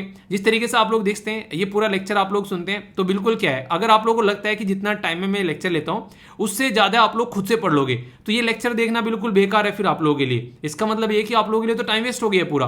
पर लेकिन अगर लग रहा है कि नहीं 1.5 घंटे में इतना नहीं पढ़ पाएंगे जितना इस लेक्चर में सीख लिया, इतनी प्रैक्टिस हो गई, तो फिर आप लोगों के लिए वर्थ इट है। तो आप लोगों को पता होना चाहिए आप लोगों के लिए क्या सही है और क्या गलत है, तभी आप लोग अच्छे से रिजल्ट भी दे पाओगे। अभी एक इंटरेस्टिंग चीज मैं आप लोगों को बता दूं, ये इंपॉर्टेंट क्वेश्चन भी आप लोगों के लिए बन सकता है। केरला एक ऐसा राज्य बन गया है देश के अंदर में जो खुद की अपनी इंटरनेट सर्विस प्रोवाइड करा रहा है। नॉर्मली आप लोगों ने सुना होगा कि यहाँ पर जियो है, यहाँ पर एयरटेल है, यहाँ पर वोडाफोन चल रहा है, यहाँ पर आइडिया, और बीएसएनएल और एमटीएनएल की तो अलग ही कहानी चल रही है। वहाँ पर केरला का खुद का अपना सिस्टम हो गया जिसके थ्रू लोगों को इंटरनेट सर्विस प्रोवाइड कराई जा रही है। तो इससे आप लोग बोल सकते हैं, कई बार बोलते हैं ना फ्री ये चीज़ें प्रोवाइड कराओ। अगर फ्री इस तरीके से इंटरनेट आप लोग प्रोवाइड करा दोगे तो ये कैसा सिस्टम रहेगा आप लोग सोचो। एजुकेशन सुधरेगी, हेल्थ सुधरेगी, जो कि आप लोग बोल सकते हैं, जिससे मैंने बोला प्रोक्टो ऐप आप लोग यूज कर सकते हैं। ठीक है, इसी के साथ में आज की डेट में ट्रांसपोर्ट सेक्शन जो है वो भी काफी डिपेंडेंट हो गया, खासकर ओला और उबर के बारे में बात करो। डिलीवरी सर्विसेज इतनी होती हैं, जो भी आप लोग ऑनलाइन चीजें खरीदते हो बेचते हो, उसके बारे में अगर बात की जाए तो इंटरनेट बहुत ही बड़ा रिसोर्सेज हो चुके हैं। कई सारी बिल्डिंग ऐसी हैं जहां पर आप लोग ऑलरेडी ऑनलाइन अपना रिचार्ज करते हो मीटर, आप लोग देखते हैं यहाँ पर ये सारी चीजें इंटरनेट से थ्रू आप लोग जो भी आज के डेट में यूज करते हो, सारी चीजें जो भी वेबसाइट सर्फिंग करते हो या फिर अपना जो व्हाट्सएप ये गूगल जो भी आप लोग यूज करते हो, सारी चीजें आप लोग यहाँ से इससे आप लोग इस्तेमाल करते हो। ठीक है, तो ये चीज है जिसके बारे में आप लोग समझ सकते हैं। तो इंटरनेट काफी इंपॉर्टेंट चीज है जिसको यूज किया जा सकता है काफी शानदार तरीके से। ठीक है, तो इसके बारे में बेसिक चीजें थी। अब जो आर्टिकल आप लोगों से डिस्कस करूंगा वो 5G टेक्नोलॉजी के बारे में होगा, जिसके चलते आप लोगों से क्वेश्चन भी डायरेक्ट पूछा जा सकता है। ये उसी का पार्ट है, पर लेकिन यहाँ पर हम लोगों ने क्या बात की, ऑप्टिकल फाइबर के बारे में हम लोगों ने बात की यहाँ पर। ओके, 5G टेक्नोलॉजी को काफी अच्छे लेवल पर आगे लेकर हम लोग चल रहे हैं, तो उसी के बारे में आर्टिकल आए यहाँ पर, और आने वाले टाइम में अगस्त या सितंबर महीने तक हम लोग इसको ढंग से इंप्लीमेंट करेंगे। तो इसके बारे में क्वेश्चन आप लोगों से बन सकता है एग्जाम में, तो मैं आप लोगों को डिटेल में कवर करूंगा कि कौन कौन सी ये टेक्नोलॉजी है, और क्वेश्चन भी आप लोगों से यहाँ पर पूछे जा चुके हैं। ये ऑलरेडी यूपीएससी 2016 में इसी से रिलेटेड यहाँ पर लाइफ आई के बारे में, तो इसको भी आप लोग अटेम्प्ट कीजिएगा, तो अच्छे से पूरा आर्टिकल देखेंगे, एक एक पॉइंट जो है माइंड में क्रिस्टल क्लियर होना चाहिए। ठीक है, तो UPSC prelims GS paper 3 science and tech के अंदर आप लोग यहाँ पर कनेक्ट कर सकते हैं। 5G को रोल आउट करने की बात की जा रही है अगस्त सितंबर के टाइम पर हमारे देश में, और अलग अलग कंपनी जो है वो इसमें इन्वेस्टमेंट कर रही है। पर एक सबसे बड़ा जो इशू यहाँ पर निकल कर आ रहा है वो है प्राइसिंग का। मतलब क्या है, आप लोग ये सोचिए आज के दिन में आप लोग मोबाइल फोन यूज कर रहे हैं, उसमें नेटवर्क आते हैं एयरटेल के, जियो के या फिर किसी और के, तो वहां पर उनके द्वारा एक प्रॉपर इंफ्रास्ट्रक्चर यानी कि ढांचागत विकास किया गया। यानी कि पहले आप लोग जब यहाँ पर 1G यूज किया करते थे 2.4 kbps स्पीड आया करती थी, भाई साहब सोच लो कि यहाँ पर बस बात हो जाए तो बहुत बड़ी बात है। आगे 2G आ गया, ठीक है, 64 kbps आने लगी, digital voice plus sample data आप लोग सिंपल डेटा आप लोग यहाँ पर देखते हैं थोड़ा बहुत। ठीक है, 3G में आकर थोड़ा चेंज हुआ, यहाँ पर 2000 kbps की स्पीड बढ़ी और ब्रॉडबैंड आने स्टार्ट हो गए। फिर यहाँ पर 4G आया, इसने चीजें चेंज करी, और जब 4G आया तब लोगों ने यहाँ पर आज के दिन में मैं आप लोगों को ऑनलाइन पढ़ा रहा हूँ, ये 4G की करामात है, वरना यहाँ पर ये चीजें पॉसिबल ही नहीं हो पा रही थी। अब 5G जो है यहाँ पर वो आप लोगों को देखने को मिलेगा, तो वो काफी अच्छे लेवल पर, तो यहाँ पर 1 Gbps आप लोग यहाँ पर स्पीड देखने को मिलेगी, तो ये काफी अच्छे लेवल पर आप लोगों को यहाँ पर चीजें नजर आएगी। जे खासकर यहाँ पर जो आप लोग बोलेंगे कि यहाँ पर एक रियल टाइम में चीजें बताई जा सकेंगी, यानी कि काफी अच्छे लेवल पर इंटरनेट यूज यहाँ पर होता हुआ नजर आएगा। यानी कि ये एक ऐसा एरिया है जो कि आने वाले टाइम पर इंटरनेट की दुनिया को चेंज करने वाला है, जो 5G यहाँ पर आएगा। तो इसके चलते क्या करना पड़ेगा, जो भी कंपनी है यहाँ पर इस एरिया में काम कर रही है उनको अपना ढांचागत विकास करना पड़ेगा, उनको अच्छे लेवल पर चीजें लेकर चलनी पड़ेगी, वरना दिक्कतें देखने को मिलेगी। तो इसके चलते आप लोग यहाँ पर चीज़ों को समझ सकते हैं। यानी कोई भी कंपनी अगर यहाँ पर आज के डेट में काम कर रही है तो उसको समझना पड़ेगा कि इसमें इन्वेस्टमेंट करना है इस फील्ड में, तो ही जाकर चीज़ें जो है वो सुधर पाएगी। अगर नहीं इन्वेस्टमेंट करेंगे तो फिर चीज़ें नहीं सुधरेंगे। तो चीज़ें सुधारने के लिए यहाँ पर जरूरी है कि यहाँ पर एक तरीके से इन्वेस्टमेंट करना पड़ेगा, वरना पुराना जो चल रहा है वही चलता रहेगा। ठीक है, तो यहाँ पर इस तरीके से आप लोग चीज़ों को समझ सकते हैं। इस यहाँ पर बेसिक मुद्दा यहाँ पर यार देखो ये है कि आज की डेट में अगर यहाँ पर ये ढांचा बढ़ता है तो उसके साथ में कई सारे और भी आप लोगों को जॉब के पॉइंट ऑफ व्यू से बात की जाए और भी कई सारे इशू के पॉइंट ऑफ व्यू से, जैसे मान लीजिए आज की डेट में इंटरनेट अच्छा यूज होने लगा, ठीक है, तो और बहुत सारी अपॉर्चुनिटी लोगों के हाथ में यहाँ पर लगनी स्टार्ट हो जाएगी। पर लेकिन स्पेक्ट्रम की जो प्राइस है वो काफी ज्यादा हाई है। इसकी वजह से टेलीकॉम जो कंपनी है वो यहाँ पर मिस्टर साहब को बोल रही है यार थोड़ा सा कम करो ताकि हमारी जिंदगी जो है वो थोड़ी सुधरे। तो उसके चलते यहाँ पर ये न्यूज में आ रहा है। मोर और लेस अगर बात की जाए तो देखिए ऑक्शन जो होना है उसके टाइम पर देखा जाएगा लगभग जून के महीने में क्या क्या यहाँ पर चीजें को इंक्लूड करके चलना है। पर लेकिन प्राइसिंग जो है उसको देखा जाएगा कि लॉजिकल प्राइसिंग रखी जाए ताकि हमारी कंट्री में इन्वेस्टमेंट कर रही है जो कंपनी वो यहाँ पर इन्वेस्टमेंट यहाँ पर कर सके। मोर देन यहाँ पर बात की जा रही है 1 लाख जो मेगा हर्ट्ज है वो आप लोगों को देखने को मिलेगा, रिकमेंड किया जा रहा है ऑक्शन के लिए। तो इससे आने वाले टाइम में काफी कुछ आप लोगों को देखने को मिलेगा। और लगभग यहाँ पर जो स्पेक्ट्रम है वो रिजर्व किया जाएगा प्राइसिंग 5 लाख करोड़ फॉर 20 साल के लिए, यानी कि 5 लाख करोड़ यहाँ पर 20 सालों के लिए यहाँ पर देखने को मिलेगा। 5G के बारे में यहाँ पर बात की जा रही है। पर लेकिन हर एक चीज के कुछ फायदे और कुछ नुकसान आप लोगों को देखने को मिलते हैं। आप लोग बोलोगे हैं 5G के भी नुकसान है, जी हाँ 5G के भी नुकसान है, वो बाद बताऊंगा, पहले फायदे देखते हैं। ठीक है, फायदे क्या क्या है यानी कि प्रोज क्या क्या है। हाई स्पीड आप लोगों को देखने को मिलेगी शानदार डिवाइस के, जो आप लोगों को 4G में देखने को मिलती है उसके कंपेयर में एक और हाई लेवल पर आप लोगों को चीज देखने को मिलेगी। लो लेटेंसी, ये काफी इंपॉर्टेंट है, इसके बारे में समझिए। मान लीजिए मैं वीडियो आप लोगों को लाइव पढ़ाने लगूं तो आप लोग जो वीडियो देख रहे हैं और जो मैं यहाँ से बोल रहा हूँ उसमें जब थोड़ा सा गैप आता है तो वो लेटेंसी आप लोगों को देखने को मिलेगा। तो वो लेटेंसी जितना ज्यादा कम होगा उतना ही ज्यादा अच्छा है, बेसिकली ये बोला जाता है। तो उसी के चलते यहाँ पर चीज देखने को मिल रही है कि यहाँ पर उसमें कमी होनी चाहिए। ठीक है, तो यहाँ पर ये जो है बिल्कुल बहुत ही कम करेगा और वर्चुअल रियलिटी को और ज्यादा एफिशिएंसी में लेकर आएगा। यानी कि लोग जो है उसको ऐसा लगेगा कि हाँ अभी बिल्कुल इसी टाइम पर सारी चीजें चल रही हैं, कोई भी उसमें गैप देखने को नहीं मिलेगा। इंक्रीज करेगा capacity as compare to 100 time जो 4G में थी, तो ये भी आप लोगों को देखने को मिलेगा। मोर बैंडविथ, यहाँ पर 5G के अंदर में और ज्यादा बैंडविथ यानी कि और ज्यादा डेटा को आप लोग आसानी से ट्रांसफर यहां पर कर पाओगे। इसी के साथ में कई सारे इनोवेशन निकल कर आएंगे। कल को चलकर अगर ये सारी चीजें होती है तो ऐसा होगा कि लोग जो है बिल्कुल लाइव बैठकर सारे काम कर रहे हैं। इस तरीके से आप लोग चीजों को अंडरस्टैंड कर सकते हैं, यानी कि और प्रोडक्टिव वे में चीजें आप लोग को अच्छे लेवल पर देखने को मिलेगी और इफिशियंसी में आप लोग को चीजें आगे आने वाले टाइम में निकल कर आएगी, ऐसा आप लोग यहां पर बोल सकते हैं। पावरिंग इनोवेशन भी आप लोगों को यहां पर देखने को मिलेगा, तो ये भी काफी इंपॉर्टेंट है, इंक्लूडिंग ड्रोन या सेंसर के बारे में अगर बात की जाए तो। ठीक है, लेसर टावर कंजेशन आप लोगों को नजर आएगा, यानी कि और अच्छे लेवल पर चीजें होंगी, जो कंजेशन वगैरह रहता है उसमें भी यहां पर कमी आप लोगों को देखने को मिलेगी। तो ये भी पॉजिटिव चीजें यहां पर निकल कर आती है। लो लेटेंसी के बारे में याद रखिएगा जो मैंने बताया, तो ये सारी अच्छी अच्छी बातें मैंने बता दी। अच्छा ये भी करेगा वो भी करेगा, तो आप लोगों को लग रहा है कि हाँ बड़ा अच्छा रहेगा, 5G आ जाएगा तो जो रो रो के चीजें चल रही है उससे छुटकारा मिलेगा, कुछ अच्छी चीजें यहाँ पर आप लोगों को देखने को मिलेगी। पर लेकिन कई सारे इशू भी यहाँ पर निकल कर आने वाले हैं। सबसे पहले तो लिमिटेड ग्लोबल कवरेज है यहाँ पर। देखिए अगर आप लोगों को यहाँ पर बात करें तो यहाँ पर कोई अगर अच्छी स्पीड लेकर आनी है तो यहाँ पर अच्छी स्पीड जो है उसके लिए ज्यादा डिवाइसेस आप लोगों को यूज करनी पड़ेंगे, क्योंकि एक डिवाइस जो है कितने एरिया को कवर कर सकती है, तो वो आप लोगों को यहाँ पर अंडरस्टैंड करना पड़ेगा। तो उसके बारे में बात की जा रही है कि यहाँ पर मेन डिसएडवांटेज है उसके बारे में अगर बात की जाए, ग्लोबल कवरेज एरिया जो है वो आप लोगों को समझना पड़ेगा, स्पेसिफिक लोकेशन को यहाँ पर ये कवर कर पाएगा। ठीक है, इसी के साथ में डिक्रीज करेगा ब्रॉड, जो यहाँ पर ब्रॉडकास्टिंग डिस्टेंस है यहाँ पर ये। ठीक है, तो वो आप लोगों को देखने को मिलेगी, जो 4G के कंपेयर में यहाँ पर स्पीड तो ज्यादा आएगी, पर लेकिन 4G का एक खंभा जितना चीजें कवर कर लेता है उतना 5G का खंभा कवर नहीं कर पाएगा। ठीक है, ऐसे आप लोग बोल सकते हैं। अपलोड स्पीडिंग अच्छी रहेगी, पर लेकिन डाउनलोडिंग स्पीड में आप लोगों को दिक्कतें देखने को मिलेगी, ये बातें यहाँ पर की जा रही है। यानी 5G में अगर बात करें इंश्योर करेगा कि यहाँ पर एक तरीके से हाई डाउनलोडिंग स्पीड, ठीक है, पर लेकिन अदर हैंड अपलोडिंग जो स्पीड है वहां पर वो ज्यादा बेटर आप लोगों को नहीं देखने को मिलेगी। ठीक है, तो ये काफी बड़ा इशू आप लोगों को देखने को मिलेगा। तो यानी कि मेरे लिए दिक्कत रहेगी वीडियो को अपलोड करने में, नॉट ओवर 100 Mbps। ठीक है, तो यहाँ पर यानी कि मुझे दिक्कत आएगा क्योंकि मैं तो आप लोगों के लिए अपलोड करता हूँ, तो जहाँ पर जो दूसरे एंड पर आप लोगों को फायदा रहेगा हालांकि। ठीक है, इसी के साथ में एक तरीके से जब यहां पर हाई स्पीड हाई कनेक्शन रहेगा तो बैटरी का भी इस्तेमाल जो है वो काफी एक तरीके से टकाटक तरीके से आप लोगों की बैटरी जो है वो खत्म होती है आप लोगों को नजर आएगी। साइबर सिक्योरिटी में जब इतना इंटरनेट अभी यूज चलता है, अगर उसमें हाई इंटरनेट अगर यूज होगा, ये देखने को मिलेगा कि इतने ही ज्यादा फास्ट आप लोग यहाँ पर ये केसेस निकल कर आएंगे साइबर थ्रेट से रिलेटेड, तो ये काफी बड़ा इशू आप लोग यहाँ पर देखने को मिलेगा। तो वो भी एक मुद्दा आप लोगों के सामने यहाँ पर निकल कर आएगा, उसको आप लोग यहाँ पर समझ सकते हैं। ठीक है, तो कहने का मतलब यहाँ पर यह कि कई सारे इश्यूज आप लोग यहाँ पर देखने को मिलने वाले हैं, इसको आप लोग अंडरस्टैंड करना पड़ेगा। ओके, यहाँ पर अगर बात की जाए तो यहाँ पर लेसर टावर कंजेशन, ये तो सारी मैंने चीज़ें बताई थी। बाकी यहाँ पर कौन से में अभी बात करें, साइबर सिक्योरिटी का थ्रेट, क्योंकि जितना ज़्यादा हाई सिग्नल होगा उतनी जल्दी चीज़ें। लैक ऑफ इंस्क्रिप्शन आप लोगों को देखने को मिलेगा कनेक्शन प्रोसेसिंग में, यानी कि एक तरीके से फास्ट स्पीड है तो उसकी वजह से भी यहाँ पर कुछ इशू देखने को मिल सकते हैं। पर लेकिन अगर बात करें यहाँ पर तो चैलेंज क्या क्या है, क्रिटिकल ढांचागत विकास करना है, क्योंकि ऑलरेडी ये कंपनी रो रही है कि हम लोग यहाँ पर ढांचागत विकास नहीं कर पा रहे हैं। फाइनेंशियल लाइबिलिटी यहाँ पर देखना पड़ेगा, कितना पैसा लगा रहे हैं और कितना कमा रहे हैं। कैपिटल इन एजुकेशन, यानी कि बता मैंने अभी यहाँ पर जो कैपिटल इन्वेस्टमेंट है उसमें दिक्कत देखने को मिलेगी। एडेप्शन लेट आप लोगों को देखने को मिलेगा, गवर्नमेंट कितनी सब्सिडी दे रही है, डिजिटल डिवाइस कितनी कन्वर्ट हो पा रही है। अभी भी बहुत सारे फोन ऐसे जिनमें 5G आप लोगों को देखने को मिलता है, ठीक है। किस एरिया में सर्विस प्रोवाइड करा जाए, तो नीड्स ऑफ सर्विस देखने को मिलेगी। प्रीवियस टेक्नोलॉजी से कितना ज़्यादा अच्छा है और कितना यहाँ पर इंटरफेरेंस देखने को मिल रहा है। तो बहुत सारी ऐसी चीज़ें हैं, मुद्दे, अगर इनके बारे में बात की जाए।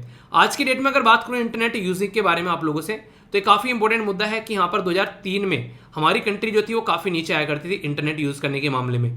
पर लेकिन फिलहाल के टाइम पर हम लोग लगभग दूसरे नंबर पर हैं चाइना के बाद में इंटरनेट यूज़ करने वाली पॉपुलेशन के पॉइंट ऑफ व्यू से। तो इसका मतलब है डिजिटल के फील्ड में हम लोगों ने काफ़ी शानदार एंट्री की है। पर लेकिन इतने अच्छे से हम लोग इस्तेमाल कर पा रहे हैं, वो चीज़ें हम लोग को देखने को मिलेगी। तो ये काफ़ी एक इंपॉर्टेंट एरिया है जो कि आप लोग यहाँ पर समझ सकते हैं, यानी कि हम लोग को इसमें काम करना है, डिजिटली लोगों को और ज़्यादा जागरूक करना है आने वाले टाइम में। ये तो अभी पुराना डेटा है, 2022 में हम लोग बैठे हुए हैं, ठीक है।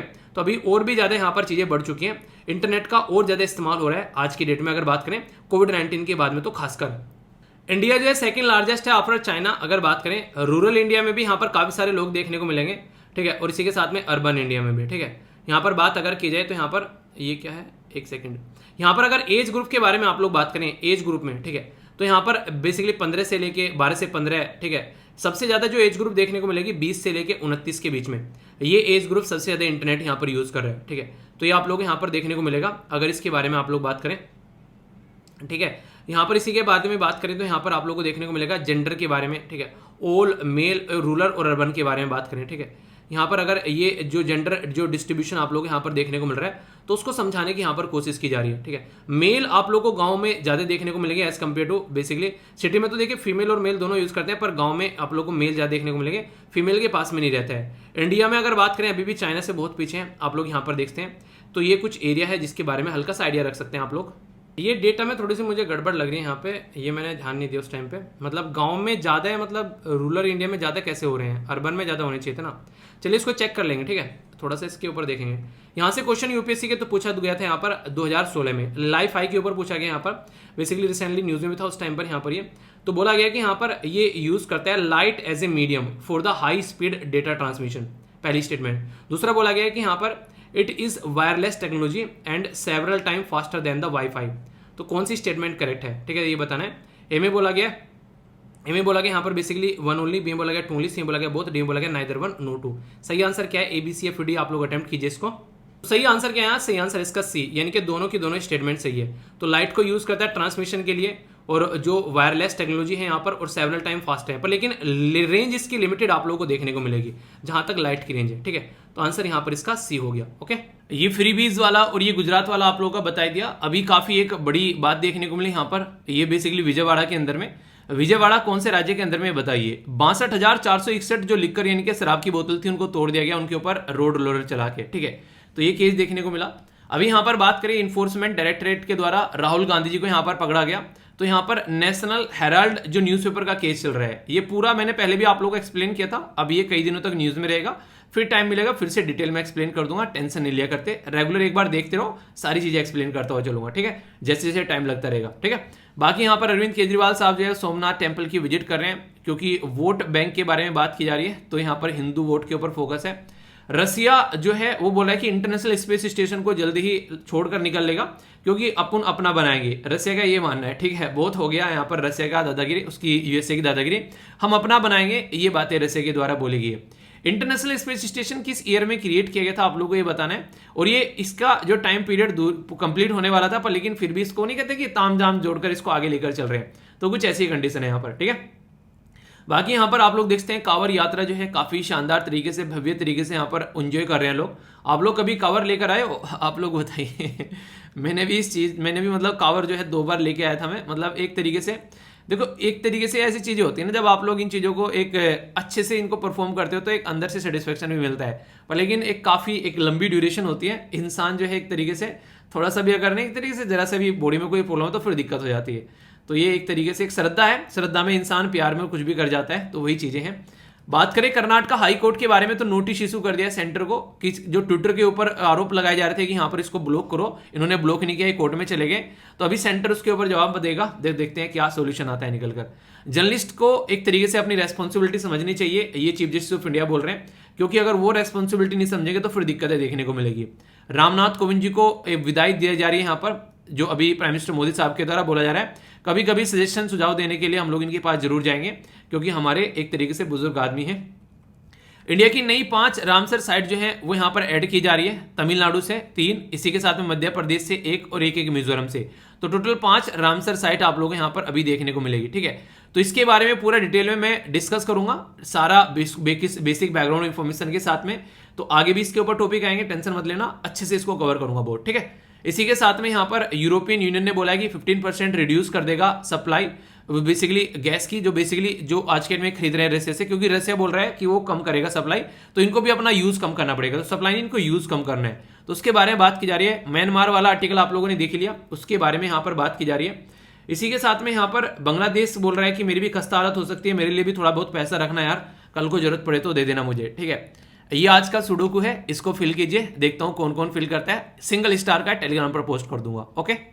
सबसे पहले इस क्वेश्चन का आंसर बताता हूं जो स्टार्टिंग में मैंने आप लोगों से पूछा था। इसके बाद में फिर यहां पर आगे बढ़ेंगे, कई सारी और इंटरेस्टिंग बातें जानेंगे, पर यह क्वेश्चन भी अपने आप में पूरा एक टॉपिक है। वो कैसे, अभी आप लोगों को पता चल जाएगा। बात करें धर्मनिरपेक्षता यानी कि सेक्युलरिज्म के बारे में, तो कई बार पूछा जा चुका है कहां पर मेंशन है। तो अगर आंसर आप लोग देखेंगे तो आप लोग हैरान होंगे कि आंसर यहाँ पर डी है। क्या बात कर रहे हो? जी हाँ, बिल्कुल सही बात कर रहा हूँ, ये आंसर इसका डी है। कैसे, वो समझ लेते हैं। इसलिए मैंने बोला था मैक्सिमम लोग जो हैं इस क्वेश्चन का आंसर गलत देते हैं। सेक्युलरिज्म यानी कि इसका मतलब एक तरीके से आप लोग बोल सकते हैं यहाँ पर सेपरेट, इनके रिलीजन और धर्म एक तरीके से जो एडमिनिस्ट्रेशन है उसको सेपरेट करने की बात की गई यहाँ पर। तो सेक्युलर मीन्स एक तरीके से सेपरेट फ्रॉम रिलीजन और हैविंग नो रिलीजन बेसिस। तो ऐसी बातें यहाँ पर की गई, यानी कि एक तरीके से जो इंसान धर्म को एक तरीके से फॉलो करते हैं और कुछ ऐसे इंसान जो कि धर्म को फॉलो नहीं करते हैं, तो उनमें डिफरेंस क्रिएट करने की कोशिश की गई यहाँ पर। और 42nd कॉन्स्टिट्यूशन अमेंडमेंट जब हमारे देश में लाया गया, इसमें सोवरेनिटी डेमोक्रेटिक और रिपब्लिक हुआ करता था। फिर आगे चलकर इसके अंदर में ये यहाँ पर सोशलिस्ट और सेक्युलर शब्द जो है वो ऐड कर दिए गए। तो एक तो ये क्वेश्चन अभी पूछा गया आप लोगों से 2021 में यूपीएससी के अंदर में, अगर आप लोगों को पता होगा, ठीक है। तो ऐसे क्वेश्चन आप लोगों से बने हैं, तो आप लोग यहाँ पर समझिएगा, जो कि आप लोगों से फ्यूचर में 2022 में, सॉरी अभी तो बना ही, तो 21 की बात कर रहा हूँ, ठीक है। फंडामेंटल राइट के बारे में बात करें तो वहां पर आप लोग, ये तो हो गए यहाँ पर आप लोगों के लिए, कहां पर, ये प्रीएम्बल के अंदर में। फंडामेंटल राइट में आप लोगों से बात की जा रही है आर्टिकल 25 से लेकर आर्टिकल 28 तक का। तो यहाँ पर हर एक पर्सन अपना रिलीजन फॉलो कर सकते हैं, तो यहाँ पर भी सेक्युलरिज्म की झलक आप लोगों को देखने को मिलेगी। इसी के साथ में आप लोग बात सकते हैं आर्टिकल 29 के अंदर भी यहाँ पर माइनॉरिटी के बारे में बात की जाती है। तो इसका मतलब अलग अलग रिलीजन के लोगों को प्रोटेक्ट करने की बात की जाती है। आर्टिकल 44 जो आप लोग बात करेंगे, तो यहाँ पर यूनिफॉर्म सिविल कोड के बारे में बात की जाती है। तो इसका मतलब क्या हो गया, आप लोग पार्ट 4 में चले गए अभी यहाँ पर, जो कि क्या है, डीपीएसपी यानी कि directive principle of state policy, जो कि आर्टिकल 36 से लेके आर्टिकल 51 तक आती है। तो यहाँ पर भी आप लोगों को सेक्युलरिज्म देखने को मिल गया, क्योंकि यहाँ पर यूनिफॉर्मिटी के बारे में बात की जा रही है। और सेम पैटर्न आप लोगों को देखने को मिलेगा आर्टिकल 51A यानी कि फंडामेंटल ड्यूटी में, वहां पर भी हार्मनी के बारे में बात की जाती है, ब्रदरहुड के बारे में बात की जाती है। तो यानी कि सेक्युलरिज्म वाला फंडा आप लोगों को यहाँ पर भी देखने को मिलेगा। तो इस तरीके से आप लोग बोल सकते हैं। और सबसे बड़ी बात तो यहाँ पर ये, इसके ऊपर तो आप लोग स्टार लगा लेना, ये यहाँ पर केस है बोमई साहब का, ये 1994 का। सुप्रीम कोर्ट ने बोला कि सेक्युलरिज्म जो है वो बेसिक फीचर है कॉन्स्टिट्यूशन का, यानी कि इसको चेंज नहीं कर सकते आप लोग। तो ये एक तरीके से बेसिक स्ट्रक्चर बन गया। अगर मैं यहाँ पर क्वेश्चन पूछ लूँ आप लोगों से, वही बड़ी नहीं कहते छोटा मुंह बड़ी बात, ये सारी चीज़ें आप लोगों में ऑलरेडी पढ़ा चुका हूँ पॉलिटी के अंदर में, और कई सारे बच्चे रेगुलर पॉलिटी की प्रैक्टिस कर रहे हैं। तो मुझे अच्छा लगता है जब आप लोग यहाँ पर बोलते हो हाँ सर आज प्रैक्टिस किए, और लेक्चर के नीचे जब डन लिखते हो ना आप लोग, तो मुझे लगता है कि हाँ डन डन डन हुआ जा रहा है बहुत सारे बच्चों का। तो अच्छा लगता है, इस तरीके से पार्टिसिपेट किया करो। तो ये भी एक इंपॉर्टेंट क्वेश्चन बन सकता है। इनके इस स्लाइड में से ऑलरेडी पता नहीं कितनी बार एग्जाम में क्वेश्चन पूछे जा चुके हैं, तो बहुत ही बेहतरीन स्लाइड आप लोग बोल सकते हो, इसका स्क्रीनशॉट लेकर रख लेना, ठीक है ये मजाक नहीं कर रहा हूँ, रियलिटी में है, ओके। अगर बात करें यहाँ पर निकिता के द्वारा काफ़ी अच्छे से आंसर यहाँ पर दिए गए, तो आप लोग भी पार्टिसिपेट कर सकते हैं। कई सारे बच्चे काफ़ी अच्छे से पार्टिसिपेट करते हैं, जो वोकैबुलरी पूछता हूँ उसके भी आंसर देते हैं। तो आज के एसएलवी कमांडो है। और इसी के साथ में जो आसाम है यूनेस्को की वर्ल्ड हेरिटेज साइट, ठीक है, तो यहाँ पर इनके द्वारा एक शॉर्ट फॉर्म भी यहाँ पर बना दी गई है, क्योंकि आसाम के अंदर कई सारे आप लोगों को नेशनल पार्क देखने को मिलेंगे। ठीक है, तो ये काफ़ी इंपॉर्टेंट है, इनको आप लोग याद रखने के लिए यहाँ पर इनके द्वारा जो ये एक शॉर्ट फॉर्म बनाई गई है, ये पर्सनली मुझे अच्छी लगी। आप लोग भी इसको अपनी लाइफ का पार्ट बना सकते हैं। 5 नए शब्द जो आज आप लोग की वोकैबुलरी में ऐड होंगे, यानी कि डिक्शनरी में ऐड होंगे आप लोग की, जिनसे आप लोग को सेंटेंस फॉर्मेशन करना है। जैसे यहाँ पर एसएलवी जो यहाँ पर निकिता इनके द्वारा फॉर्म किया गया एसएलवी कमांडो के द्वारा, भले ही गलत करो ठीक करो, मतलब जैसे भी हो, कोई माँ के पेट से सीख के नहीं आता है, आप लोगों को बस अटेम्प्ट करना है। ठीक है, तो बात की जा रही है टेनिस के बारे में, इसका मतलब तुच्छ, यानी कि जैसे ये वोकैबुलरी बड़ी तुच्छ है आप लोगों के सामने, आप लोगों को इनको सीखना है और आगे बढ़ना है। ठीक है, तो वेरी वीक और स्लाइट। इसी तरीके से यहाँ पर बात की जा रही है बैकलैश, एक तरीके से प्रतिक्रिया। ठीक है, नेगेटिव रिएक्शन भी आप लोग यहाँ पर इसको बोल देते हैं। कई बार आप लोगों को देखने को मिलता है जब सोसाइटी में कोई पॉलिटिकल डेवलपमेंट होता है, उसके चलते यहाँ पर ये चीज़ें देखने को मिलती है। ठीक है, नेक्स्ट बात की जाए यहाँ पर लेज़ी-फेयर, तो ये आप लोगों को देखने को मिलेगा एक तरीके से हस्तक्षेप करना या फिर किसी चीज़ को जाने देना, अलाउ करना बिजनेस। ठीक है, उसमें कुछ एक तरीके से वेरी लिटिल इंटरफियर करना आप लोग बोल सकते हैं। यानी कई बार आप लोग के जो पेरेंट्स हैं वो चाहते हैं कि आप लोग सही डायरेक्शन में चलते रहो, पर लेकिन कई बार अगर आप लोग की डायरेक्शन गलत हो जाती है तो थोड़ा सा इंटरफेयर करते हैं ताकि आप लोग सही पैटर्न पर आ जाओ, और फिर वो आप लोगों को जो है अपनी जिंदगी जीने के लिए छोड़ देते हैं। ठीक है, सोवरेनिटी होती है संप्रभुता, यानी कि सुप्रीम पावर, ऑथोरिटी। हमारा देश आज के डेट में अपना खुद की पावर रखता है, जिसको सोवरेन कंट्री बोलते हैं। ठीक है, तो ये होता है एक तरीके से हमारे ऊपर किसी का प्रेशर नहीं है, जैसे पुराने टाइम पर यूके हुआ करता था, पर लेकिन आज की डेट में हम लोग जो है आज़ाद हैं अपनी जिंदगी अपने हिसाब से एंजॉय करने के लिए। ठीक है, स्क्यूड का मतलब होता है विषम, यानी कि कोई ऐसी एक तरीके डायरेक्शन चेंज हो जाना, विषम परिस्थिति बन जाना, ऐसा आप लोग यहाँ पर बोल सकते हैं। तो पांचों के पांचों शब्द काफी बेहतरीन है। सेंटेंस जरूर फॉर्म करना अगर रियलिटी में इनको लंबे समय तक याद रखना चाहते हो और इनको अपनी मेमोरी में ऐड करना चाहते हो तो। ओके, आज की जो इंपॉर्टेंट लोकेशन हम लोग यहाँ पर देखेंगे वो है रानी की वाव। ये गुजरात के अंदर आप लोगों को लोकेशन एग्जैक्ट देखने को मिलेगी। ये बड़ी ही प्यारी और बहुत ही इंपॉर्टेंट लोकेशन आप लोग बोल सकते हैं। यहाँ पर इसके बारे में मैं आप लोगों से डिस्कस करूंगा, जो कि आप लोगों को याद भी रखना है। बात की जा रही है रानी की वाव के बारे में, तो रानी की वाव जो है इसको द क्वींस ये स्टेप वेल भी आप लोग बोलते हैं।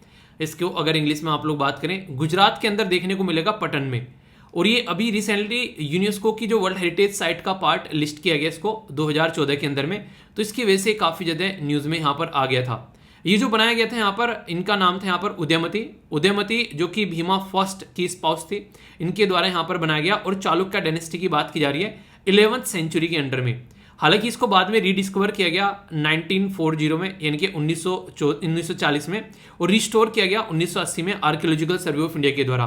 क्योंकि आप लोगों को पता है जितनी भी हिस्टोरिकल चीज़ें हमारे देश के अंदर में, आर्कियोलॉजिकल सर्वे ऑफ इंडिया जो है वो यहाँ पर इनका ध्यान रखता है। ठीक है, तो आप लोग इस तरीके से यहाँ पर समझ सकते हैं। अभी ये एग्जैक्ट लोकेशन आप लोगों के सामने आप लोग यहाँ पर देख सकते हैं। अगर थोड़ा सा और जूम में इसको कर पाऊंगा तो आप लोगों को दिखाऊंगा। ठीक है, ये एक तरीके से आप लोग देख सकते हैं। ठीक है, इससे ज़्यादा जूम नहीं हो पाएगा तो ये एग्जैक्ट आप लोगों को लोकेशन देखने को मिले। ठीक है, तो हल्का सा इसके बारे में याद रखिएगा, कई बार डायरेक्ट क्वेश्चन आप लोगों से बन जाया करते हैं। तो ये था टोटल आज का डिस्कशन। फीडबैक जरूर दिया करो यार, कैसा लगता है आप लोगों के डिस्कशन। एक सेकंड में आप लोग लाइक या डिसलाइक कर बता सकते हो, और इसी के साथ में अगर कहीं पर कोई डाउट हो तो वो भी आप लोग पूछ सकते हो। अच्छा लगता है जब आप लोग पार्टिसिपेट करते हो। इसी के साथ में ये सोशल मीडिया हैंडल है, पीडीएफ आप लोगों को टेलीग्राम से जाकर डाउनलोड करनी है। ट्विटर, इंस्टाग्राम, फेसबुक पर भी आप लोग मेरे साथ में कनेक्ट रह सकते हैं, और यहाँ पर आप लोग अपनी क्वेरी वगैरह कुछ लिखकर अगर भेजना चाहें तो आप लोग भेज सकते हैं। इसी के साथ में अगर आप लोगों को लगता है कि ये लेक्चर आप लोगों को फायदा पहुंचा रहा है तो खुशियां बांटने से बढ़ती है, दूसरों तक आप लोग इसको जरूर शेयर करना। आसपास सफाई रखो, पानी और पेड़ पौधों को सेव करो, पॉलिथीन और प्लास्टिक बैग वगैरह तो बिल्कुल भी यूज नहीं करने हैं। नेक्स्ट लेक्चर में मिलता हूं, तब तक के लिए बड़ों को नमस्ते, छोटों को प्यार, छोटी सी लाइफ एंजॉय करार। मिलता हूं नेक्स्ट वीडियो में, तब तक के लिए जय हिंद। और हाँ, मौज लो, रोज लो, नहीं मिले तो खोज लो, खुश रहना सीखो, कहने का मतलब ही है। ठीक है।